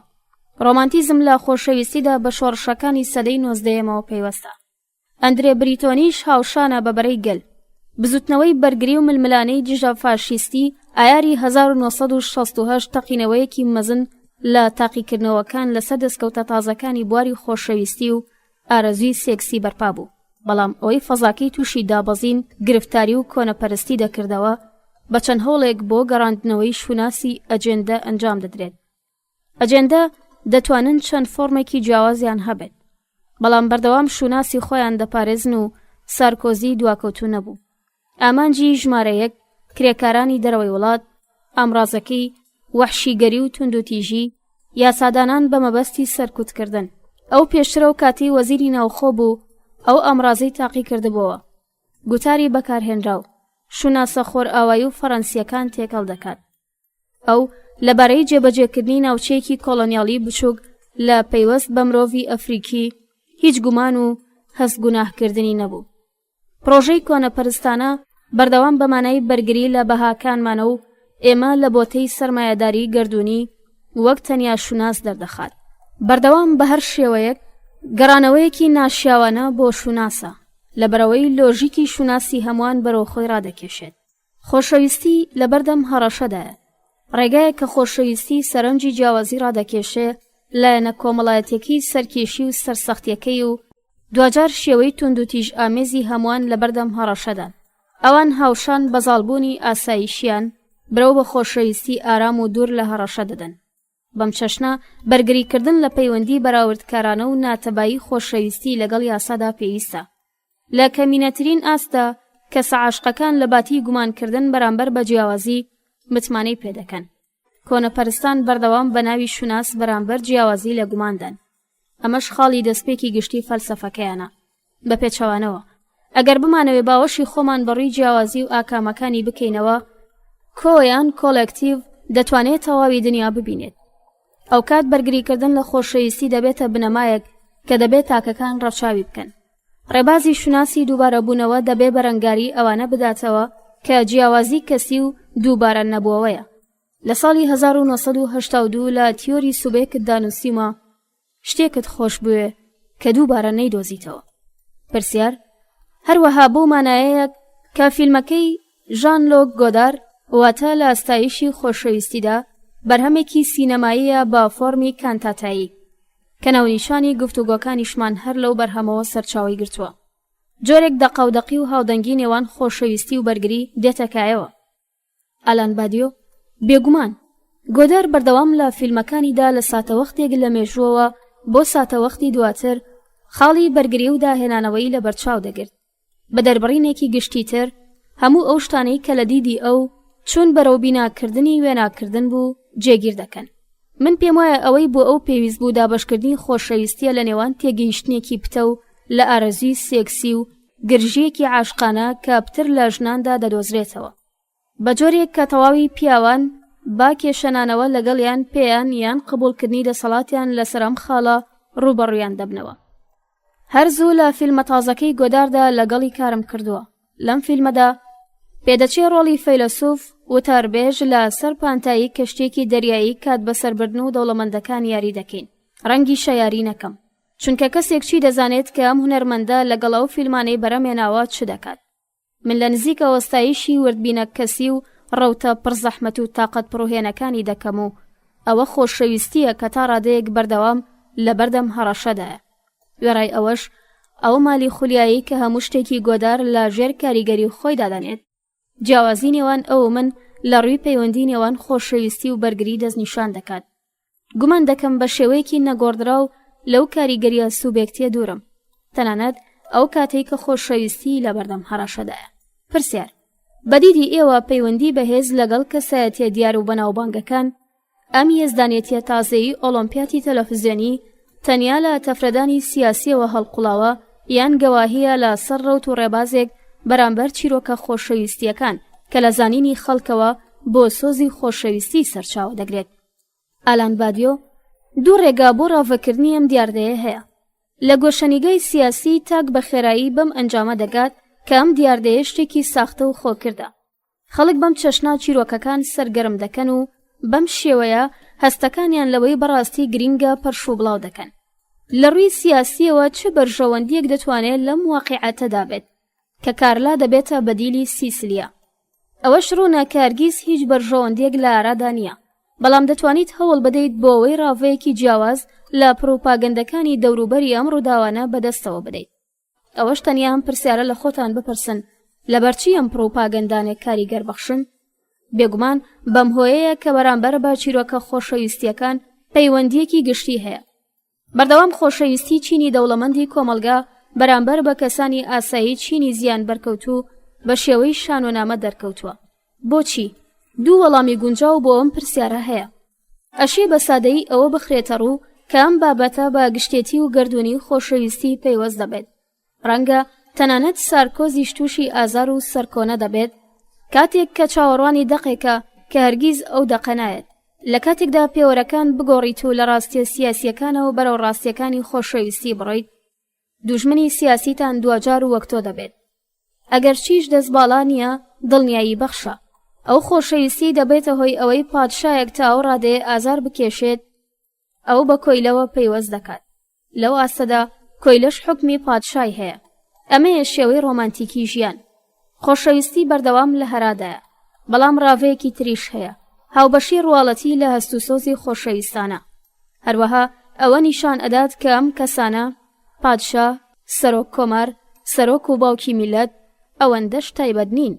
ئەشێ ئەوانەش بێ ئابڕۆ بن، کەواتە هیچ بەڵگەیەکی بنەڕەتی بۆ ترسان لەوان یان ڕێزگرتنیان نییە. بۆ سیاسەت دەگەڕێمەوە، لانیکەم لە ئاستە سوبێکتی و سەرەتاییەکەی. بۆ چەشنەی کە پێشتر گوتم لە پانتایی سیاسەتدا چەندان دوژمن هەیە، کەواتە ئەگەر ئەوان دوژمنی خۆشەویستیش بن جێگەی نیگەرانی نییە. ئەوان هەرگیز ئەم شانازیان دەست ناکەوێت. هەرچەندەش هۆشیاری سیاسیان هەبێت دەبێ بڵێن هاوسەری سارکۆزی ئەوی فریودا یان نا، پەیوەندی پێمانەوە نابێ، بەڵام دەبێ مەش بڵێم کە ئێمە بە دەرکەوتنی خۆشەویستی لە ئاستی معریفی بڵاوبوونەوەی چاکەکانی خۆشەویستی پەیوەستین. ئەو ئاستەی کە لەلایەن مەسیحیەت ئاراستە و پەخشیش بۆتەوە. ئەم دەرکەوتنە بەشێکە لە پانتاییەکی بێسنوور و ڕادە کە تێیدا دلێری سیاسی لە داتا و زانیاریە پەتیەکان دروست دەبێت و بەردەوام لەم هەڵوێستەوە سەرچاوە دەگرێت کە دوژمنان هیچ بایەخێکی میتافیزیکی و هیچ چەشنە دەسەڵاتێکی باڵایەن نییە. بە مەبەستی پێشگرتن لە گیرخواردنی مامناوەندیانەی سارکۆزی نمونەیەک لە خۆشەویستێکی باڵا و پڕسۆز لە مێژووی فەڕەنسا دەخینە ڕوو. ئەو خۆشەویستیەی کە لە سەردەمی فرۆند یان جەنگە ناوخۆیەکانی فەڕەنسا شاژنی ئەو کاتی ئوسترالیا لەگەڵ ئەو سیاسەت مەدارە ناسراوە گەندەڵ و گومڕایە، واتە مازارین پەیوەندی بەست. لە دیدی شۆڕشگەڕان ئەم خۆشەویستیە بربەستێکی سەخت و جددی و بەشێکی ژیانی بوو لە ڕەوانبێژی گشتی کە مازارین وەک بەرازی لە ڕێگا لادەر دەردەکەوت. من ڕێگەیەکی باشتر بۆ گوتنی ئەوەی کە لە نێوان خۆشەویستی و سیاسەتدا تەنیا چەند پەیوەندیەکی ئاڵۆز هەیە ناتوانم شتێکی ترم بەمێشکدا بێت. جۆرێک جیابوونەوەی کەلێندار یان ڕێڕەوێکی هەڕەشە لێکراو کە تەنیا شانۆ دەتوانێت بە مانای ڕاستی و شەکە ڕۆنی بکاتەوە. کۆمیدیا، تراژیدیا، هەردووکیان. خۆشەویستی ململانێککردنە لەو دی و تەنیایی لەگەڵ هەر شتێک لە جیهاندا کە ئەتوانێ بەهۆی بوونەوەی زیندوو بمێنێتەوە. ئەم جیهانە لە دیدی من سەرچاوی خۆشحاڵی و شادمانیە، ئەو شادمانیەی کە بوون لەگەڵ ئەوی تر بە دیاری لەگەڵ خۆی دێنێت. لە جیهانێکی ئاوادا خۆشم دەوێ واتە لەم دنیادا چاوێکم هەیە ئەویش تۆی. لە ئاوی ئەم چاوە تەواوی شادمانی خۆم دەبینم و زاڵم بەسەر خودی شادمانیەکەن بەو چەشنەی کە لە شیعرەکەی ملارمەیشدا دەیخوێنینەوە. ئەوە لە شەپۆلی ژیاندایە کە بە شەیدایی ڕووتی خۆت دەگەیت. خۆشەویستانم، لێرەدا هاتما کۆتایی خوێندنەوەی کتێبی لە ئاستایشی خۆشەویستیدا. دەخوازم هەمووان سەرکەوتوو بین لە هەنگاوەکانمان بەرەو دنیای خۆشەویستی. منیش ئێوە بە خۆشەویستی دەسپێرم. لە کتێبێکی تر بەیەک دەگەینەوە. بە هیوای دیدار. ئاسم.